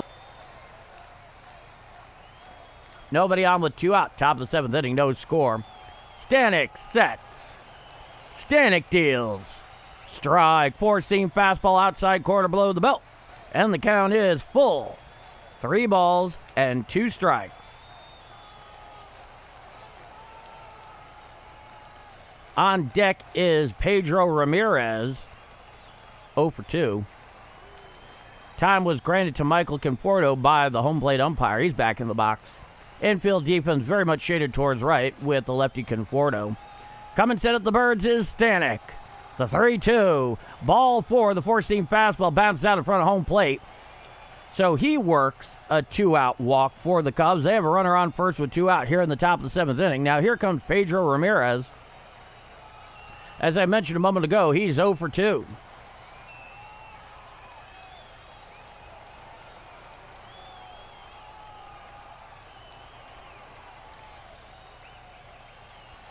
All right.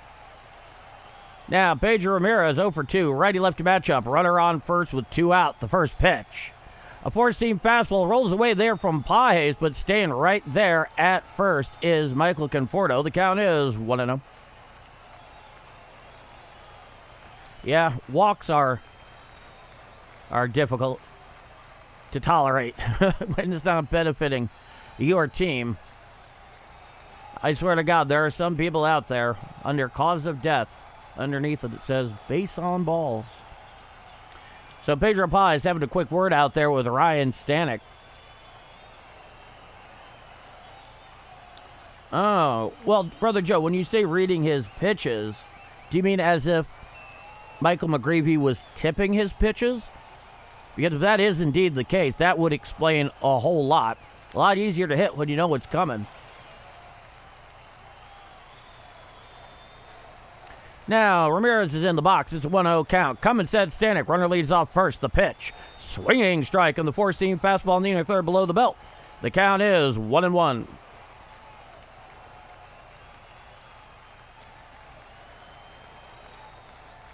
Conforto leads off first. Coming set, Stanek. He deals.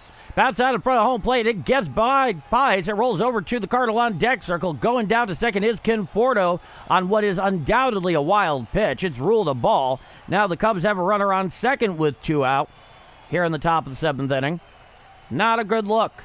That looked to be a splitter that split way too hard and way too early. It bounced out in front of home plate, and it took a weird hop, and it got away from Pages. That's definitely a wild pitch by Stanek.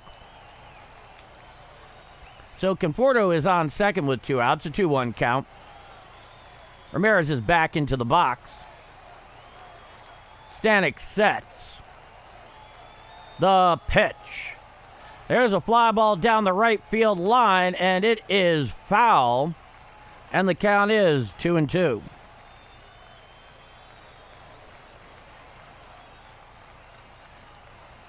So, Ryan Stanek, one strike away from getting out of this jam here in a scoreless game. He desperately needs to. Yeah, they really were, Brother Joe. They were just all over him. I mean, he also wasn't pitching well on top of it, but if there was some element of tipping of pitches there, it's a dangerous combination. Stanek comes set. Runner leads off second with 2 out. The 2-2. Foul down the third base side. Now to play on the four-seam fastball upstairs. 99 miles an hour out of the right hand of Stanek.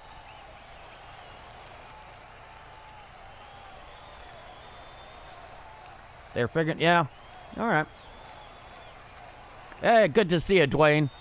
Now Stanek comes set. The 2-2. Fouled straight back on the four-seam fastball upstairs. It is into the stands. Count remains 2-2.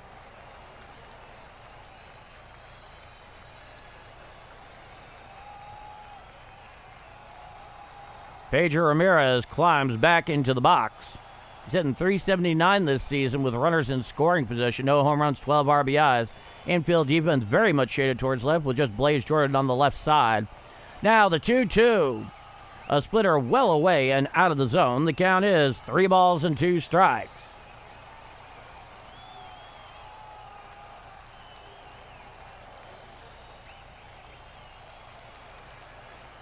Ramirez gets back into the box. Stepping off the rubber real quick was Stanek. So we wait a little longer for the 3-2 offering. Now he comes set. The 3-2 fouled back on the four-seam fastball away, and the count remains 3 balls and 2 strikes.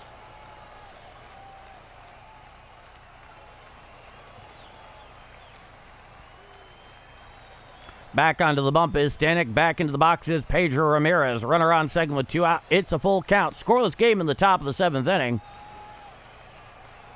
He sets the 3-2. Ball 4 on the four-seam fastball up and away, and that will give the Cubs runners on first and second with 2 out here in the top of the 7th inning. So Ryan Stanek has been simultaneously his best friend and own worst enemy. Here's Dansby Swanson, the shortstop. He's 0-for-2 with a pair of groundouts. Runners on first and second with 2 out. It's a scoreless game in the top of the 7th inning. Righty-righty matchup. Cummins at Stanek, the first pitch. A slider just misses the outside quarter thigh high, and the count is 1-0.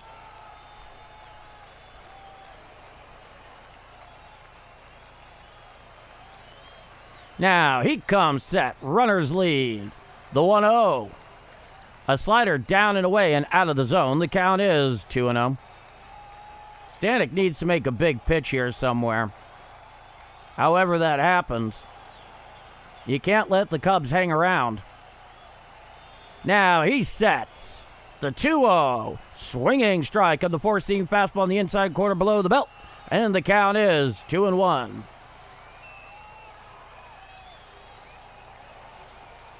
Stanek gets back out into the bump.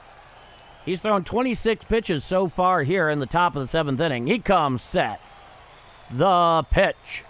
Check swing. Did he go around? Yes, he did, and it's a strike, and the count is even at 2-2. So Stanek needs to make a pitch here. Swanson takes a big old deep breath. One hand on the barrel, the other on the handle. He's back into the box. Infield defense is now playing back and straight away. It's a 2-2 count. He comes set. The 2-2 pitch. Swinging strike 3. Down goes Dansby Swanson for the third and final out of the inning. So, no runs. Couple left on. After 6.5 innings of play, it is 7th inning stretch time down at Busch Stadium on the western banks of the mighty Mississippi. I'm Paul D, and this is Bombers Game Mike. All scoreless going to the bottom of the 7th. All right. Well, that's a thing, folks. Now, that's a thing. A big strikeout there by Stanek.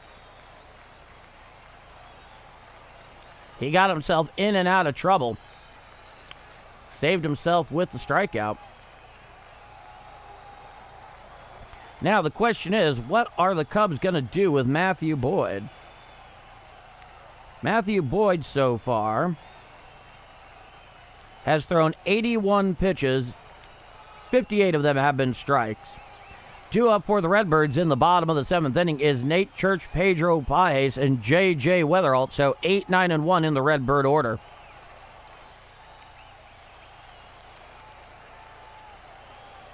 So how are y'all doing tonight? You having a good Wednesday night? Did you have a good Wednesday? I'm not being sarcastic. I'm actually being very serious. Was it a good day for you? Has it been a good night? You know, regardless of the outcome of this game.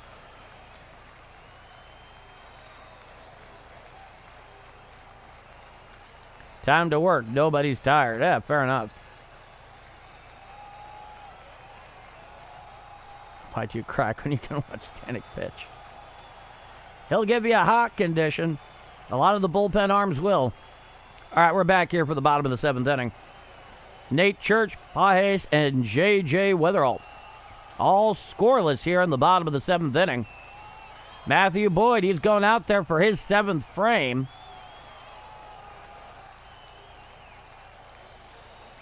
Nate Church steps into the box. It'll be a lefty-lefty matchup. Nobody on, nobody out. Bottom of the 7th inning, no score. He comes wide. Then the first pitch, Nate Church. There's a fly ball out into right center field. They're going back, and it is caught by Suzuki on the track in front of the Bet 365 sign in right center field for the first out of the inning. So Nate Church gives that thing a ride, but Suzuki manages to track it down, and that is the first out here in the bottom of the 7th inning. And here is Pedro Paez, the 9-hitter. On deck is J.J. Weatherall. Hey, it's C. John. Good to see you. Lefty-righty matchup. Nobody on with 1 out. Boyd comes wide, and the first pitch to Paez. A 4-seam fastball just misses the outside corner, and the count is 1 ball and no strikes.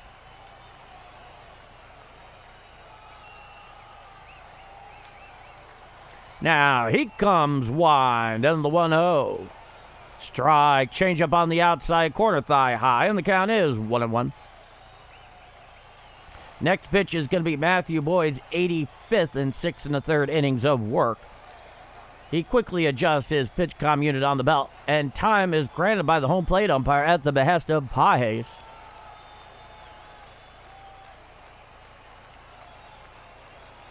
Man, Trevor Rosenthal, that is a name I haven't heard in an age, Dave. Now, he comes wide, then the 1-1 pitch. A 4-seam fastball up and away and ruled a ball. The count is 2 balls and 1 strike. Pedro Paez, a ground out and a walk. He's 0 for 1. Howdy to you too, see John. The 2-1 offering. A changeup away and clear out of the zone, and the count is 3 balls and 1 strike to the 9-hitter, Pedro Paez. On deck is J.J. Weatherall. Now he comes wide, and the 3-1 offering. Hit to the right side, picked up there by the second baseman Ramirez. Slow evolving play. He throws to first in time to get Paez for the second out of the inning. Now, with a batter or runner that's more fleet of foot than Pedro Paez, that would have been a much closer play, possibly even beating the throw to the bag, but that's not why Paez is here. So nobody on with 2 out, bottom of the 7th inning, no score. And here is J.J. Weatherall. Had a long hold of bat last time against Boyd. Lefty-lefty matchup, the first pitch. A slider well away and out of the zone. The count is 1-0.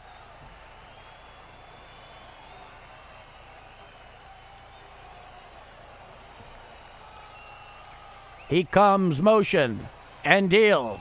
Hit on up the middle, picked up there by Ramirez at second on the ground. He throws to first in time to get Weatherall for the third and final out of the inning. No runs, no hits, no walks, no errors, nobody left on. After 7 full innings of play, it is scoreless in Game 3 of 4. And this weekday set down at Busch Stadium on the western banks of the mighty Mississippi. I'm Paul D. And if you're enjoying my call of Redbird action, you haven't done so already tonight, please do leave a like if you feel I've earned it. It's helping this channel continue to grow, and it's getting out there to more Cardinal fans and baseball fans. And that's a beautiful thing right now. I think we all know why. And if you're not already subscribed or you're enjoying what you're watching and listening to, well, hit subscribe. You can come back anytime. With that said, me here, you there, and this is Bombers Game Mike. All scoreless going to the top of the 8th. Yeah, this has been a really tight one. The pitching has otherwise been quite effective, and, well, we all kind of know the deal there.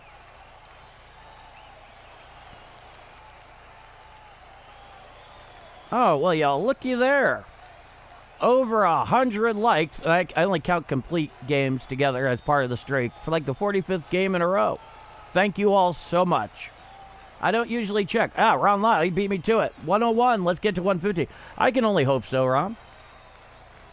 I hope everything is well there in the Green Mountain State. So, all scoreless going to the top of the 8th inning. Due up for the Cubs is Miguel Amaya, Pete Crow Armstrong, and Seiya Suzuki. 9-1-2 in the Cubs order. Where are they? Okay. Now they're going to George Soriano, the 27-year-old right-hander. In 47 games this year, Soriano is 3-3 with a 3.50 ERA and 46 and a third innings pitched. 43 strikeouts in that time and a whip of 1.10. Tomorrow afternoon, Andre Palante going for the Redbirds, facing Javier Assad. Assad's currently 6-1 with a 3.86 ERA. Gave you the numbers on Soriano just a moment ago. He will face Miguel Amaya. Righty-righty matchup. The first pitch. Strike, slider on the inside corner below the belt. The count is 0-1 from George Soriano. Well, thank you all so much.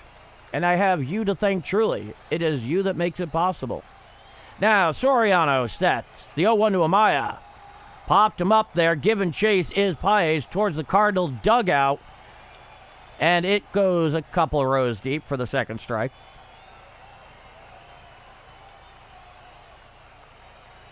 Oh.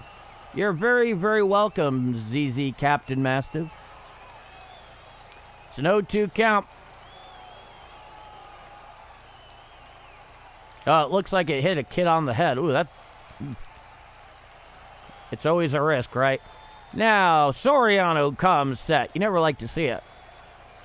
The 0-2 pitch. Hit foul down the third base side and out of play, and the count remains no balls and 2 strikes. All scoreless here in the top of the 8th inning.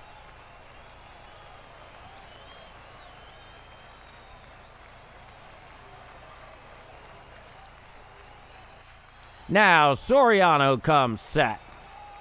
The 0-2 pitch. A changeup just misses the outside corner. It's ruled a ball. The count is 1-2. Harold, in all caps. Like, please, or if you haven't subscribed, if you enjoy, and both must have been fun. In Bombers Game Mike with Big Paul D. Thank you so much, Harold. Coming set is Soriano. The 1-2 pitch. Just got a piece of that changeup down and in. Rolls over to the Cubs on deck circle. The count remains 1-2. Everything all right? Oh, okay. Thank you. Infield defense largely straight away against Amaya. They're playing almost against the edge of the outfield grass. Soriano comes set. The 1-2. A slider down and away and in the dirt. Blocked well by Paez. And the count is 2-2. Flat Smack, let's go Cards. Cheers, Flat Smack. Always good to see you. Soriano sets at the belt. Now the 2-2. Swinging strike 3. Dropped by Paez, who has to throw it down to first. And it is affirmative, a strikeout for the first out of the inning. So Amaya goes down hacking. Paez dropped the third strike, so he had to pick it up and throw it down to first. Amaya made him do it by running down to first as opposed to just walking off. So that's the first out here in the top of the eighth. Now here's P. Crow Armstrong, righty-lefty matchup. He's 0 for 3. Nobody on with one out. Top of the eighth inning, no score. He comes set. The first pitch to PCA. Foul down the third base side. Out of play on the four-seam fastball. And the count is 0-1.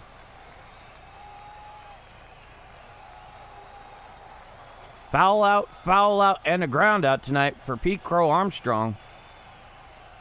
Now Soriano sets. The 0-1. Strike. Changeup on the outside quarter thigh high, and the count is no balls and 2 strikes to Pete Crow Armstrong, who is now in the hole 0-2 to George Soriano. He comes set. And deals. A changeup up and away and out of the zone. The count is 1 ball and 2 strikes. Infield defense slightly shaded towards right with the lefty Pete Crow Armstrong. Blaze Jordan playing even with the bags, equidistant between second and third. It's a 1-2 count. Soriano looks in and sets at the belt. The 1-2. Hit to the right side, picked up there by Burleson, takes it to the bag himself for the second out of the inning.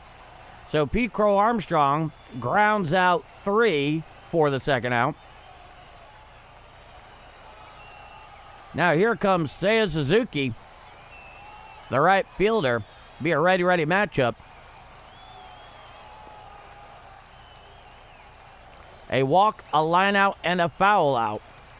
He is 0 for 2. Coming set, Soriano. The first pitch is Suzuki.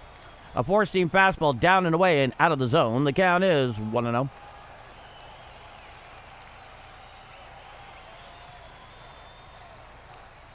Soriano looks into Pages, sets at the belt.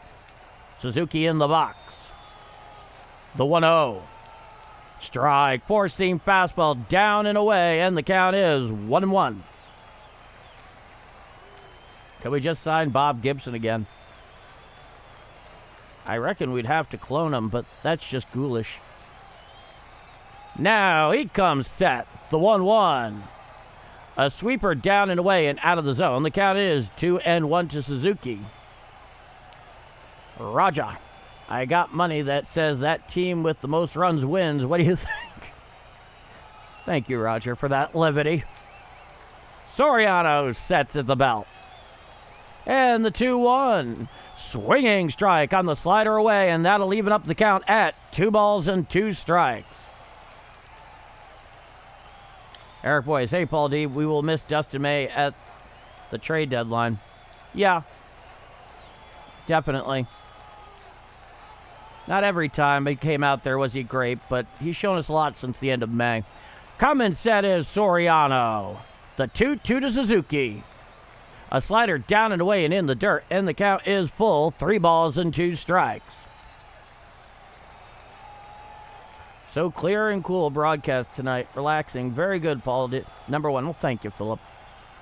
It means a lot to me. It really does. Only we could clone Yachty. Yeah, seriously. I just want him in the dugout. Now, the 3-2 pitch.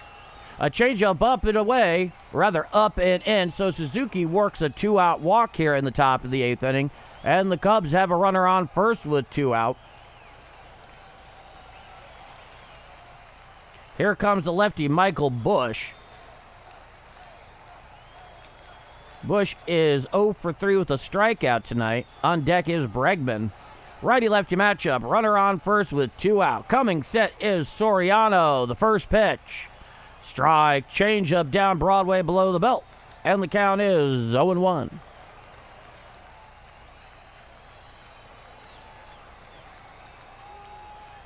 He comes set.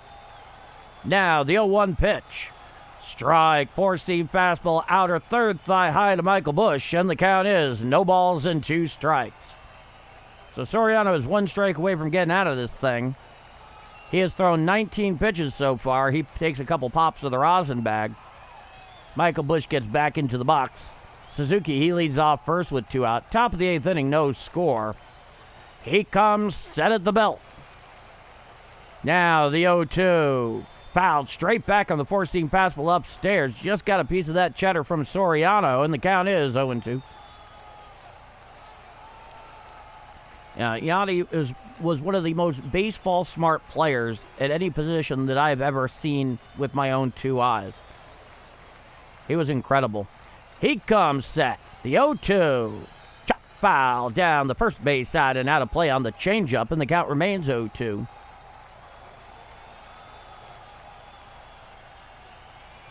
Soriano gets back onto the bump. Infield defense slightly shaded towards right. He sets at the belt. Now the 0-2 pitch. Swinging strike three. Down hacking goes Michael Busch for the third and final out of the inning. No runs, no hits, one walk, and one left on. After 7.5 innings of play, there is no score down at Busch Stadium in Game 3 of 4 in this weekday set on the western banks of the mighty Mississippi. I'm Paul D., and this is Bombers Game Mic. All scoreless going to the bottom of the 8th. Let's go to the chat. All right. Everybody loves that whistle.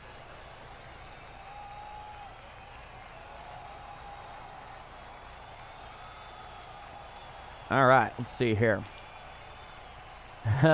Ghoulish, you say. Desperate time called for desperate measures, and technology makes so much more possible.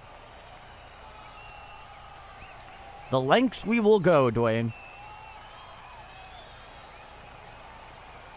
That'd be nice, Eric. Unfortunately, he's going to be beset with the no decision because he came out in a tie game. Whatever the case is, tomorrow, the final game of this 4-game series, first pitch at Busch, is scheduled for 1:15 p.m. Central Time. I will be live here on Game Mic with the play-by-play live stream at 1:05 p.m. Central Time. I hope you're all there. So once again, tomorrow afternoon, the Getaway Businessman Special, 1:15 p.m. Central Time, first pitch. I will be live here on Game Mic at 1:05 p.m. Central Time. I'll see y'all there. We await the bottom of the 8th inning. All right. There we go. All nice and set. Due up for the Cardinals, Jordan Walker, Ivan Herrera, and Alec Burleson. So 2, 3, and 4 in the Cardinal order. We got ourselves a tight game. Now here comes the righty Webb for the Cubs. So he is relieving Boyd. 51 in the third, a 2.78 ERA, a 1.30 whip. Righty-righty matchup here against Jordan Walker, and the first pitch from Webb. A slider down and away, ruled a ball. The count is 1-0.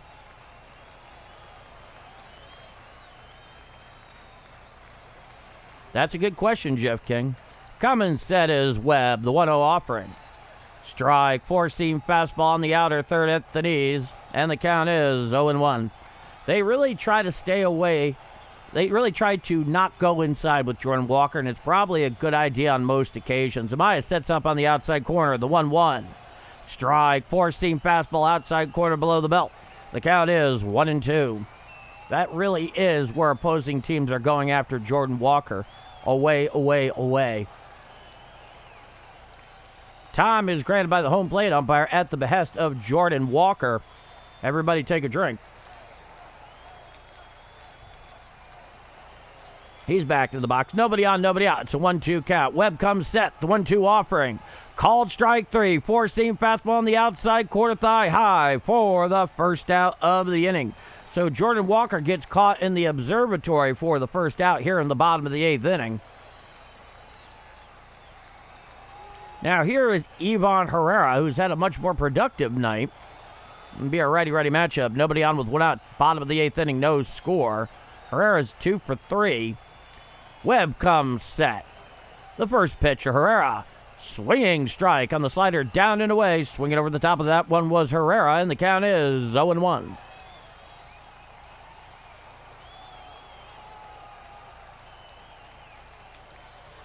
Herrera's back into the box. Coming set at the belt is Webb. Amaya sets up away. He deals. Strike. Changeup on the outside corner at the knees. And the count is no balls and 2 strikes.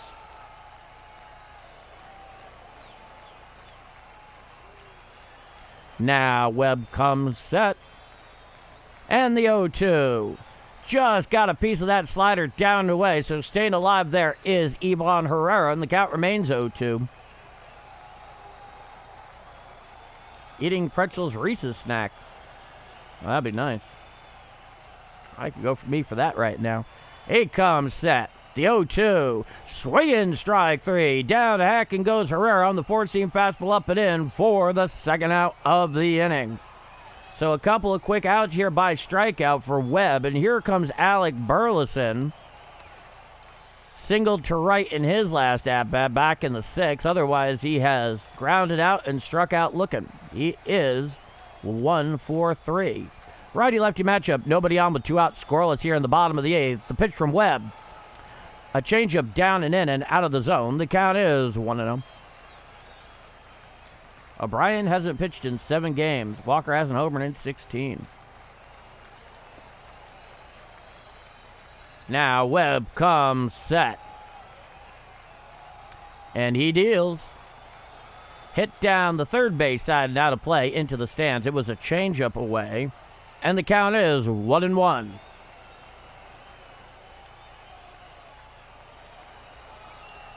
He is back into the box. Webb looks into Amaya. He comes set at the belt. Amaya sets up outside. The 1-1. Swinging strike on the 4-seam fastball down Broadway. That was middle, and the count is 1-2.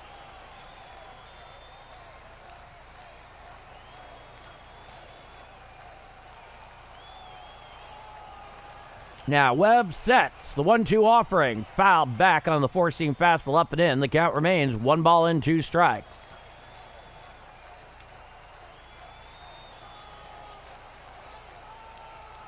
Oh, hey, Paul. Hey, Max. Coming set is Webb. The 1-2 pitch. Swinging strike 3. Down, hack and goes Burleson on the changeup away for the third and final out of the inning. No runs, no hits, no walks, no errors, nobody left on. After 8 full innings of play, it is scoreless going to the top of the 9th inning. I'm Paul D, and this is Bombers Game Mic. All scoreless going to the top of the 9th. All right. Where are the hits, indeed? This has been... it's cool having a tight game. That's a fun game to call. But it's also been immensely frustrating at the same time. All right, due up for the Cubs in the top of the 9th inning. Bregman, Happ, and Conforto. So 4, 5, and 6 in the Northside order. Looks like they're going to be facing Riley O'Brien. So those who were calling for him out there, hasn't pitched in 7 days. That streak ends now, apparently. I saw him warming up there, and it very much clearly indicated by the camera work that it looks like he was coming in. And there's no reason not to bring in your closer in a tie game at home. It's when you bring him in a tie game on the road where you start raising questions.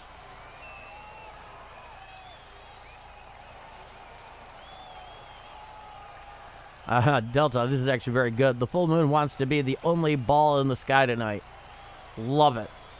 Love it.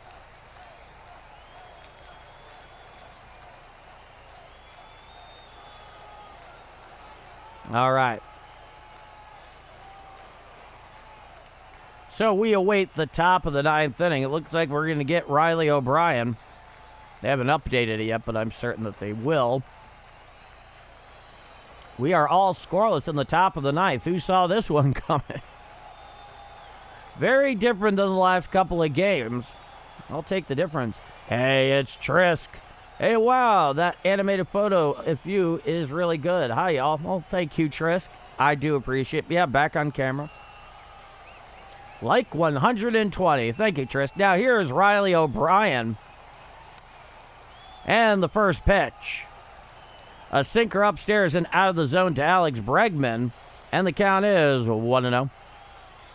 In 41 and two-thirds innings pitched, he has a 3.67 ERA, a whip of 1.22. Righty-righty matchup, the 1-0 pitch. Strike, slider down Broadway, and the count is 1-1.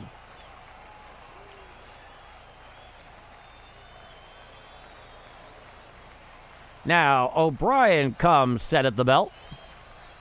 He deals to Bregman. Hit on out there into right field. Charging in is Jordan Walker. Looks like he's underneath it. He makes the catch for the first out of the inning. So Riley O'Brien gets Alex Bregman to fly out to right for the first out.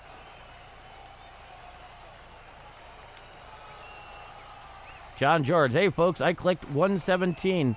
Let's get to 150 for ball. Well, thank you, John.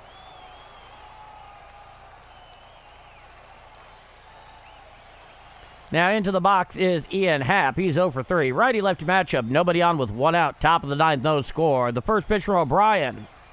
A sweeper well inside, and the count is 1-0.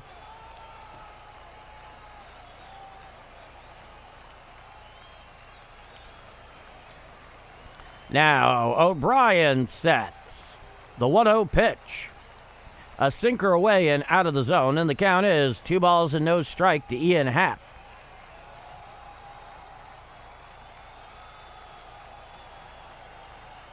Now he sets at the belt. The 2-0. Strike, sinker on the inside corner, thigh high, and the count is 2-1. So there's nobody on with 1 out. It's a 2-1 count. O'Brien sets at the belt. The 2-1 offering. Swinging strike over the top of that sweeper, down and in, and the count is 2 balls and 2 strikes. Michael Busch is in the box. Coming set is O'Brien. He deals. Swinging strike 3. Down, hacking goes Michael Busch for the second out of the inning. So far, O'Brien has done the job. Getting Ian Happ swinging like that is a good way to start. Here is Michael Conforto. He's 0 for 1 with a couple of walks. Righty-lefty matchup. Nobody on with 2 out. The first pitch. Swinging strike underneath that sinker on the outside corner below the belt. And the count is 0-1.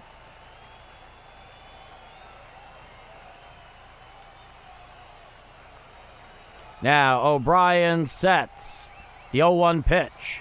Strike, sinker, whispers over the black of the outside corner, thigh high, and the count is no balls and 2 strikes.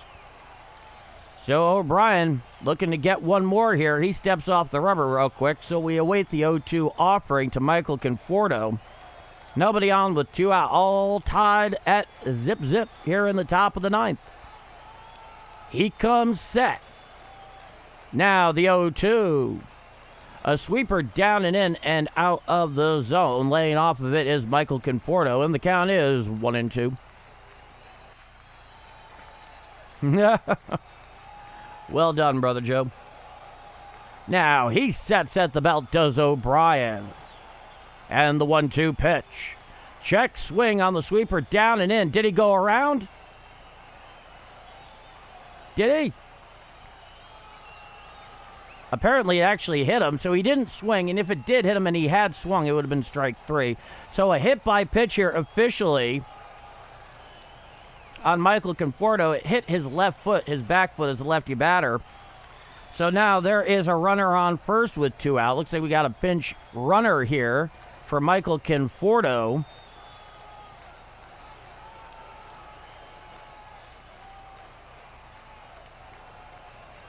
So the pinch runner will come on in. Let me take a look at that.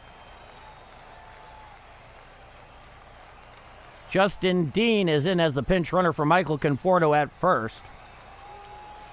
Now here is Pedro Ramirez, the left-hander. Righty-lefty matchup, the first pitch. A sinker down and in and out of the zone. The count is 1-0. Pedro Ramirez, a strikeout swinging, a ground out, and a walk. He is 0 for 2. Runner leads off first with 2 outs. A 1-0 count. Coming sets O'Brien. He throws over to first, and he gets away there from Burleson, and it's there on the running track. So moving up 90 feet is Dean, and now the Cubs have a runner on second. with 2 out here in the top of the 9th inning. Oh, boy. Talk about hurting your own cause. It wasn't a good throw, but it's one of those situations where, let's see here on replay. It was a bad throw. I can't even really get on Burleson. Let's see here. Yeah, it was a bad throw. I know what he was trying to do there, but no dice. So Pedro Pais is on the bump talking to O'Brien, whispering sweet nothings into his ear. Pedro Ramirez slowly steps back into the box. Dean is at second. He was the pinch runner for Michael Conforto, who reached on the hit by pitch. And it looks like they're going to give him the intentional pass. So now the Cubs have runners on first and second with 2 out. And in some ways this kind of makes sense, because it opens up the force at second. Not that I think Danby Swanson is necessarily a better option to pitch to than Pedro Ramirez. So it's a righty-righty matchup. Runners on first and second with 2 out. Here's the first pitch. Strike, sinker on the outside corner, thigh high, and the count is 0-1.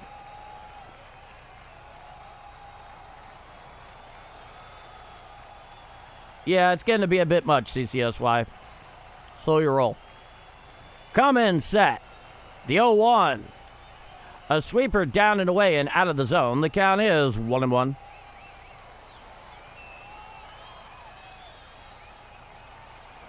Infield defense playing straight away and back almost against the outfield grass. He sets the 1-1. A sinker just misses the outside corner. It is ruled a ball. The count is 2-1.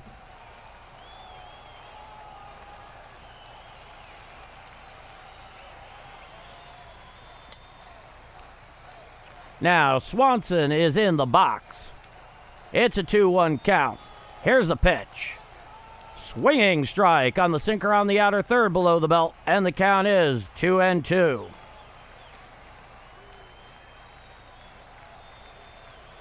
Hey, Justin Beasley has entered the chat.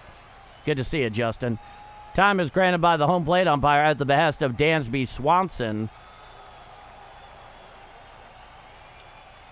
Cheers, Roger. Now he comes set. And the 2-2 offering. There's a fly ball out there to shallow right field. Tracking underneath it is Walker. He makes the catch for the third and final out of the inning. No runs, no hits.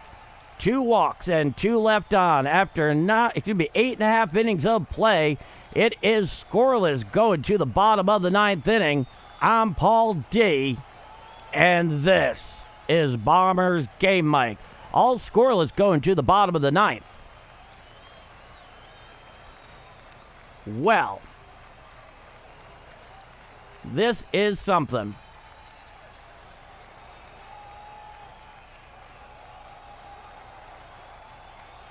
Due up for the Cardinals in the bottom of the 9th inning. Mason Wynn, who's 0 for 3 with 2 strikeouts. Jose Fermin, 0 for 2 with a walk. And Blaze Jordan, 0 for 3 with a strikeout. That is precisely where this game sits going to the bottom of the 9th inning.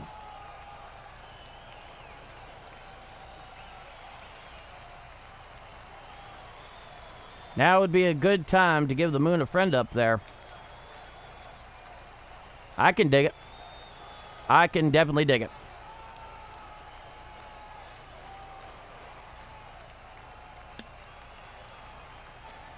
It's a full moon, and the moon is orange as well.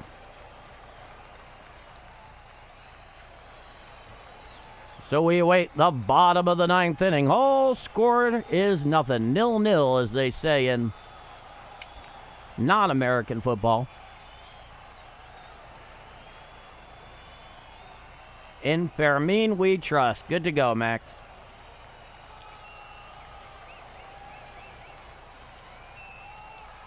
We need So Taguchi. I wonder what he's up to nowadays. Every once in a while, I see a mention of Taguchi in the chat. All right, we're here for the bottom of the ninth. All scoreless.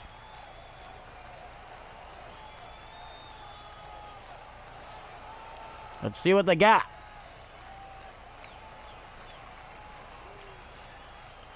Here is Caleb Teelbar.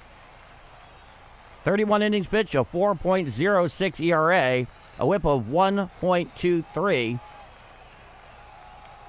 Throws with his left hand. Here is Mason Wynn, lefty-righty matchup. He comes set, the first pitch. Strike, a big Uncle Charlie down Broadway, and the count is 0-1.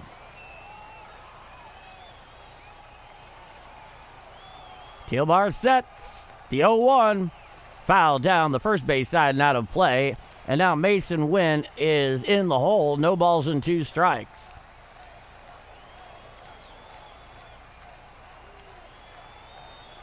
Mason Wynn goes right back in. Nobody on, nobody out. Bottom of the ninth inning, no score. Teelbar sets. Right there at the letters. The 0-2. Check swing on the curveball. Did he go around? Yes, he did, says Blue down the first baseline for the first out of the inning. Now here comes Jose Fermin. On deck is Blaze Jordan. So a strikeout to lead off this bottom of the ninth.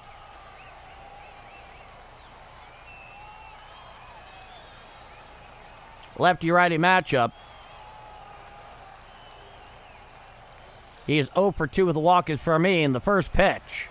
Strike, big old Uncle Charlie on the inside corner at the knees. The count is 0-1. That's a big curveball he throws. Teelbar sets. The 0-1. A curveball just low down the middle of the plate. It is ruled a ball. The count is 1-1. I don't think I've seen him throw a fastball yet. Now, coming set is Teelbar. The 1-1. A four-seam fastball just misses the outside corner, and the count is 2-1.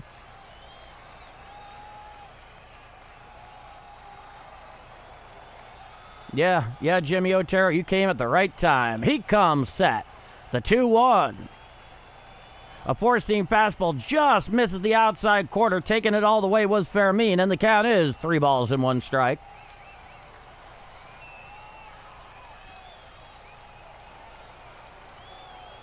Now he sets the 3-1. And is that a strike or a ball? What do they call it?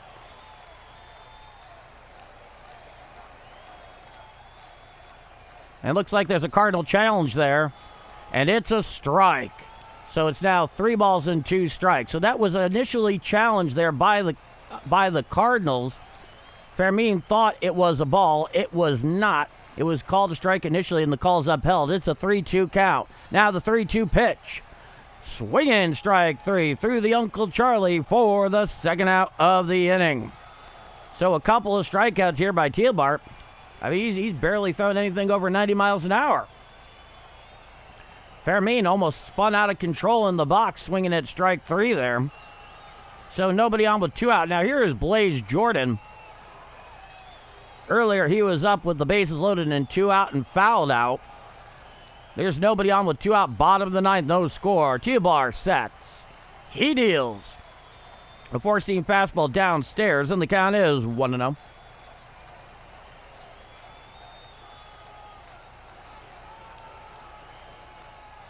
Now Teelbar sets at the letters. The 1-0.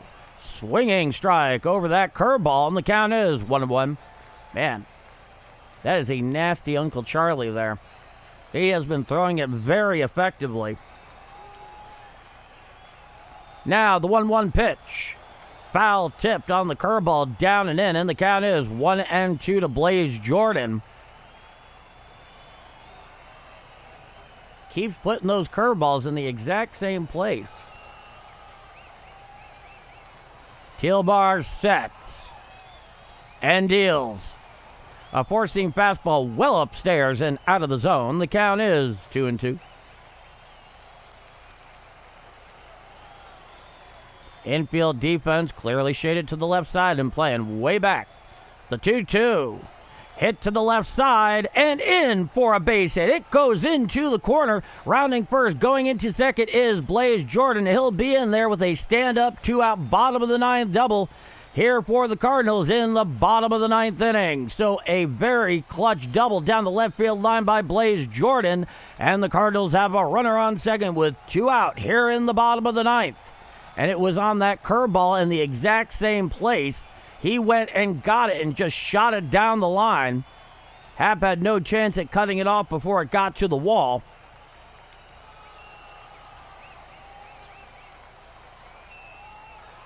And now we have ourselves a pinch runner for Blaze Jordan.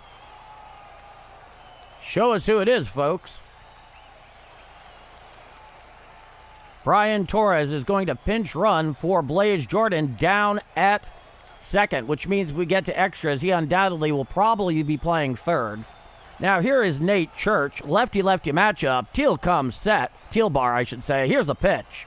Strike. Sweeper on the inner third thigh high, and the count is 0-1. Infield defense playing way back and to the right field side with the lefty Church. The 0-1. Foul down the third base side and out of play on the sweeper away. And now Nate Church is in the hole. No balls and 2 strikes to Teal bar. Next pitch will be Teal bar's 17th. There's a runner on second. A pitch runner for Blaze Jordan in the person of Brian Torres. 2 outs, no score, bottom of the ninth. Teal bar comes set. The 0-2. Foul down the third base side and out of play on the four-seam fastball away. And the count remains no balls and 2 strikes.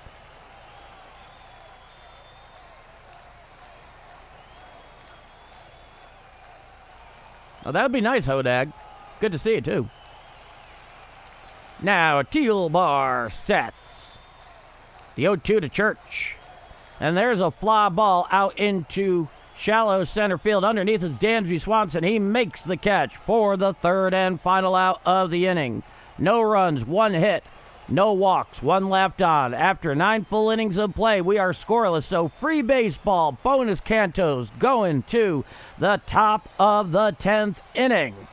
I'm Paul D, and this is Bombers Game Mike. Scoreless going to the top of the 10th.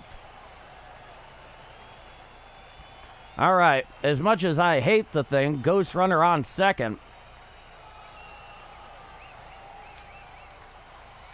I didn't think we'd get this one today, but here we are, folks. Even a line score here. Oh, this is fascinating.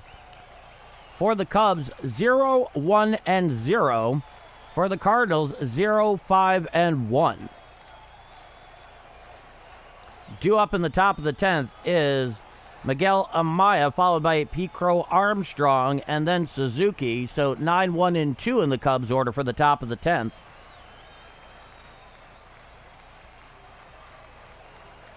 All right. Now we're all set for that. Jeff Coleman with a $1 super. Thank you so much, Jeff. Your generosity is more than appreciated, to say the very least. I thank you.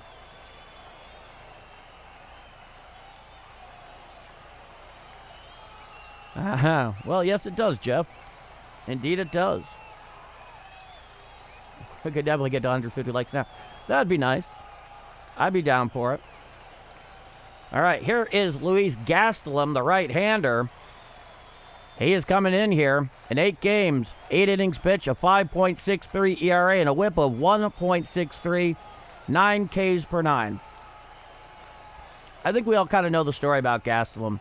He can be very good, and he has shown flashes of brilliance. Dansby Swanson is the ghost runner down at second.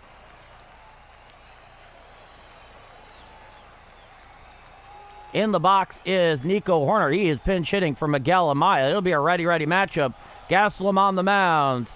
Swanson down at second. The first pitch of the 10th. Hit to the right side. Picked up there by Wetherell on a line for the first out of the inning. So a nifty play there on the part of J.J. Wetherell. 1 pitch, 1 out. The runner remains at second here in the top of the 10th inning.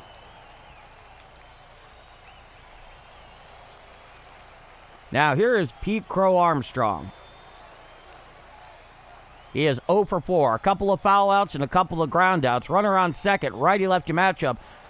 Now the first pitch from Gastelum. Strike. Changeup on the outside corner thigh high. And the count is 0-1. I completely agree, Vaughn. Preaching to the choir on that one. Gastelum comes set at the belt. The 0-1. There is a fly ball to right field, going back, looking up, and it is gone. A 2-run home run into the Cardinals bullpen in right center for Pete Crow Armstrong, and that breaks the stalemate, and the Cubs now have a 2-0 lead. It was an absolute no-doubter. Of that, there is no question. 2-0 Northsiders there. He admired it for a few seconds. And that, as they say, is that. And it looked like it was a changeup down and in. Classic lefty swing path. You never put it there unless you know what you're doing. And that admiration and walk up the first baseline by Pete Crow Armstrong rivals anything that Chad Ochocinco did in his career. Called strike on the outside corner to Suzuki, and the count is 0-1. Now Gastelum comes set. Righty-righty matchup. The pitch. Hit to the right side and through the hole into right field for a one-out base hit by Suzuki. And the Cubs have a runner on first with one out here in the top of the 10th. 2 already in. 2-0 Cubs here in the 10th inning.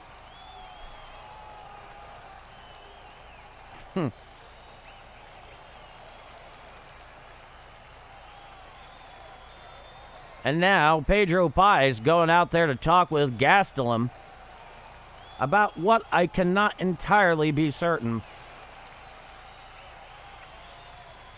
But they are having a word. All right. Pais makes his march back behind the dish.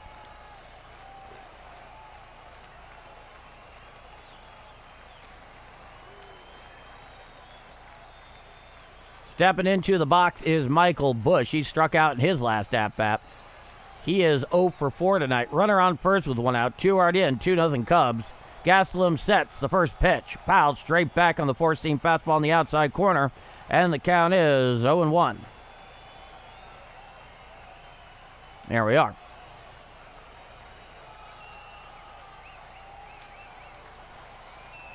Now Gastelum comes set. It's an 0-1 count. Here's the pitch.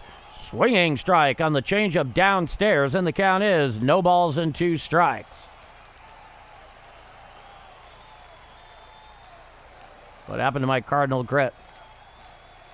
We shall see, Brother Joe. Back in the box is Michael Busch. It's an 0-2 count. Runner leads off first. He deals. Foul down the third base side, now to play on the four-seam fastball. The count remains no balls and 2 strikes.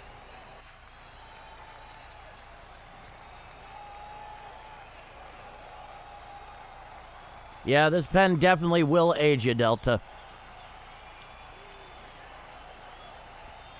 He looks in, does Gastelum. Runner leads off first. It's an 0-2 count. He comes set. The 0-2 pitch.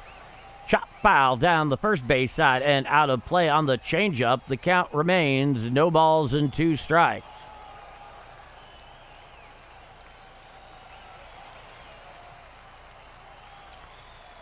Long top of the 10th inning here. No question about it. Gastelum sets the 0-2 offering. Just got a piece of that changeup down and in. The count remains no balls and 2 strikes. Yeah, that's pretty much it. We held him to 1 hit through 9 innings and couldn't score a single run. Yeah. Suzuki leads off first. It's an 0-2 count. The 0-2 pitch. A sweeper down and in and out of the zone. The count is 1-2. So there's a runner on first with one out, top of the 10th inning. 2-0 Cubs, 2 already in here in the top of the 10th inning. The remit for the Cardinals offense in the bottom of the 10th is clear. He comes set. The 1-2. Foul straight back on the four-seam fastball on the inside corner below the belt. The count remains 1-2. Yeah, I like the spirit, ZZ, Captain Massive. Gaslam comes set. Runner leads. It's a 1-2 count. He deals. Hit to the right side. Picked up by Weatherall. Shove throw to second one. On to first. An inning-ending double play, and that will do it. However, 2 runs on one very big hit by Pete Crow Armstrong give the Cubs a 2-0 lead going to the bottom of the 10th inning. I'm Paul D, and this is Bombers Game Mike. 2-0 Cubs going to the bottom of the 10th. Well, right now, the Cardinals know what they need to do.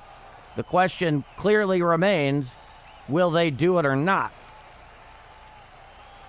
Of course, there is the ghost runner down there at second. I'll let you know who it is when it happens.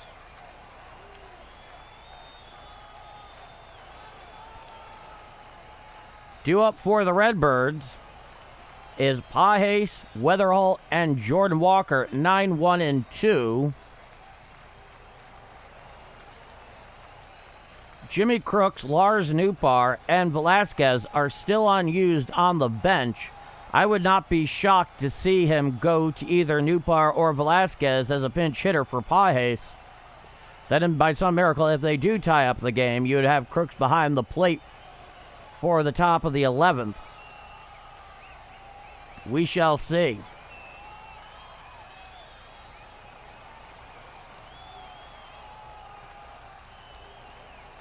So we await the bottom of the 10th inning. 2-0 Cardinals. We wait to see the ghost runner out there. Ay, Dios mío. For the Cardinals in the bottom of the 10th.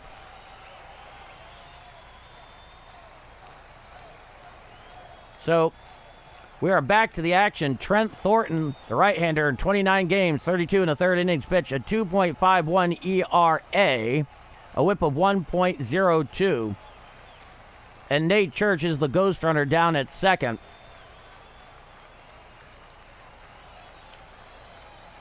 What are they going to do here in the 9 hole is my question. Carson Kelly is in defensively behind the plate for the Cubs. Here's Lars Newpar, righty-lefty matchup, pinch hit for Pages. The first pitch from Thornton. Strike, four-seam fastball on the outer third, thigh high, and the count is 0-1. Nate Church down at second. It's a 2-0 Cubs lead. Thornton comes set. The 0-1. A curveball down and in and out of the zone. The count is 1-1.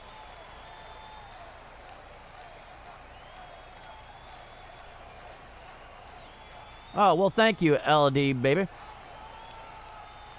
Now, Thornton sets at the letters. The 1-1. Fouled back on the four-seam fastball upstairs. And now Newpar's in the hole to Thornton here. 1 ball and 2 strikes.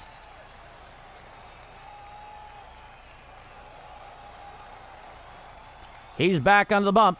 Church leads off second. The 1-2 offering. A curveball bounced out in front of home plate. A very nice stop there by Carson Kelly, and the count is 2-2. Lars Newpar coming off the bench here. The pinch hitter for Pedro Pages. Thornton sets at the belt. And the letters, apparently. He likes doing both. The 2-2. Hit to the right side. Picked up there by Ramirez, who boots the ball, and everybody's safe. So now runners on first and third with nobody out here in the bottom of the 10th inning.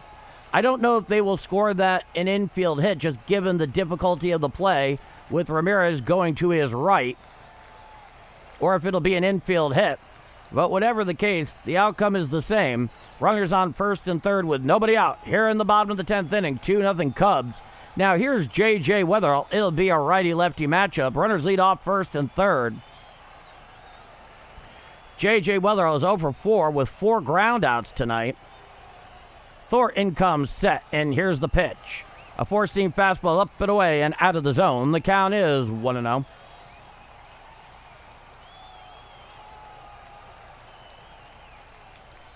J.J. gets back into the box. Runners lead off first and third. It's a 1-0 count.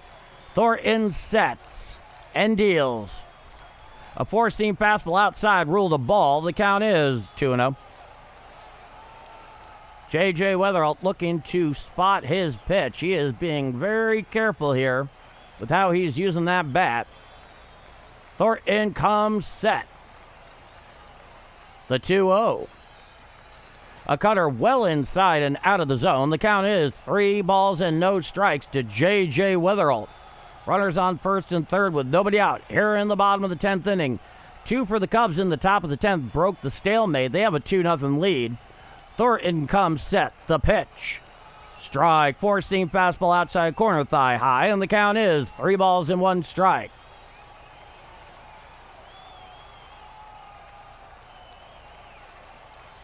Infield defense slightly shaded towards right in a modified double play depth.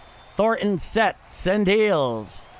Foul tip by J.J. Weatherall on the four-seam fastball, and the count is now 3 balls and 2 strikes to the rookie second baseman.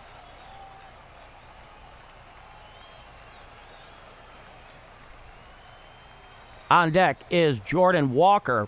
Runners on first and third, nobody out, bottom of the 10th, 2-0 Cubs. Back in the box is Weatherall.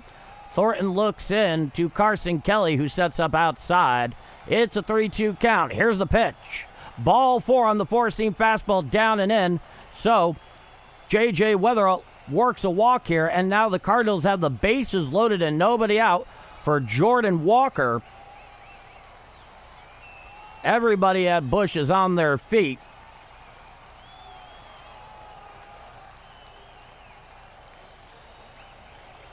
And now they're going to have a meeting on the mound.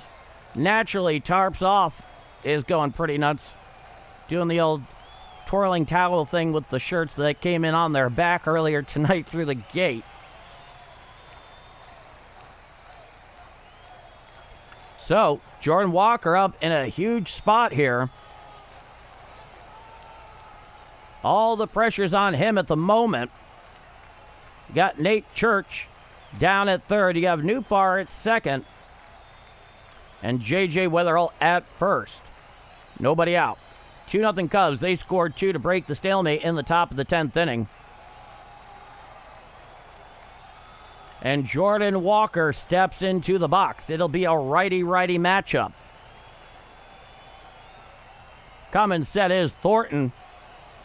Now the first pitch. A cutter down and away and out of the zone. The count is 1 ball and no strikes.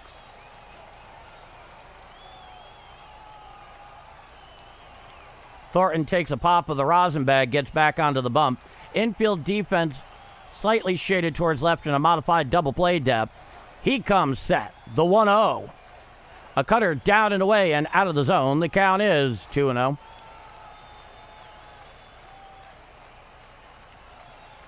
Jordan Walker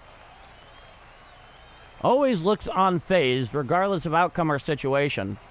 Does not belay how he's feeling inside. The 2-0. Check swing on the sweeper away. Did he go around? Yes, says Blue down to the first baseline, and the count is 2-1. So he wasn't able to hold on his check swing on that sweeper away, and the count is 2 balls and 1 strike with the bases loaded. Nobody out here in the bottom of the 10th inning. Coming set is Thornton at the letters. He deals. Hit to the left side weakly, picked up by Bregman, who steps on third to get the force, but a run will score, and that will cut it down to a 2-1 Cubs lead. On the fielder's choice by Jordan Walker, and now the Cubs have a 2-1 lead. So that will leave it with runners on first and second and 1 out. There we go. Now here is Ivan Herrera, who's actually had a pretty good night.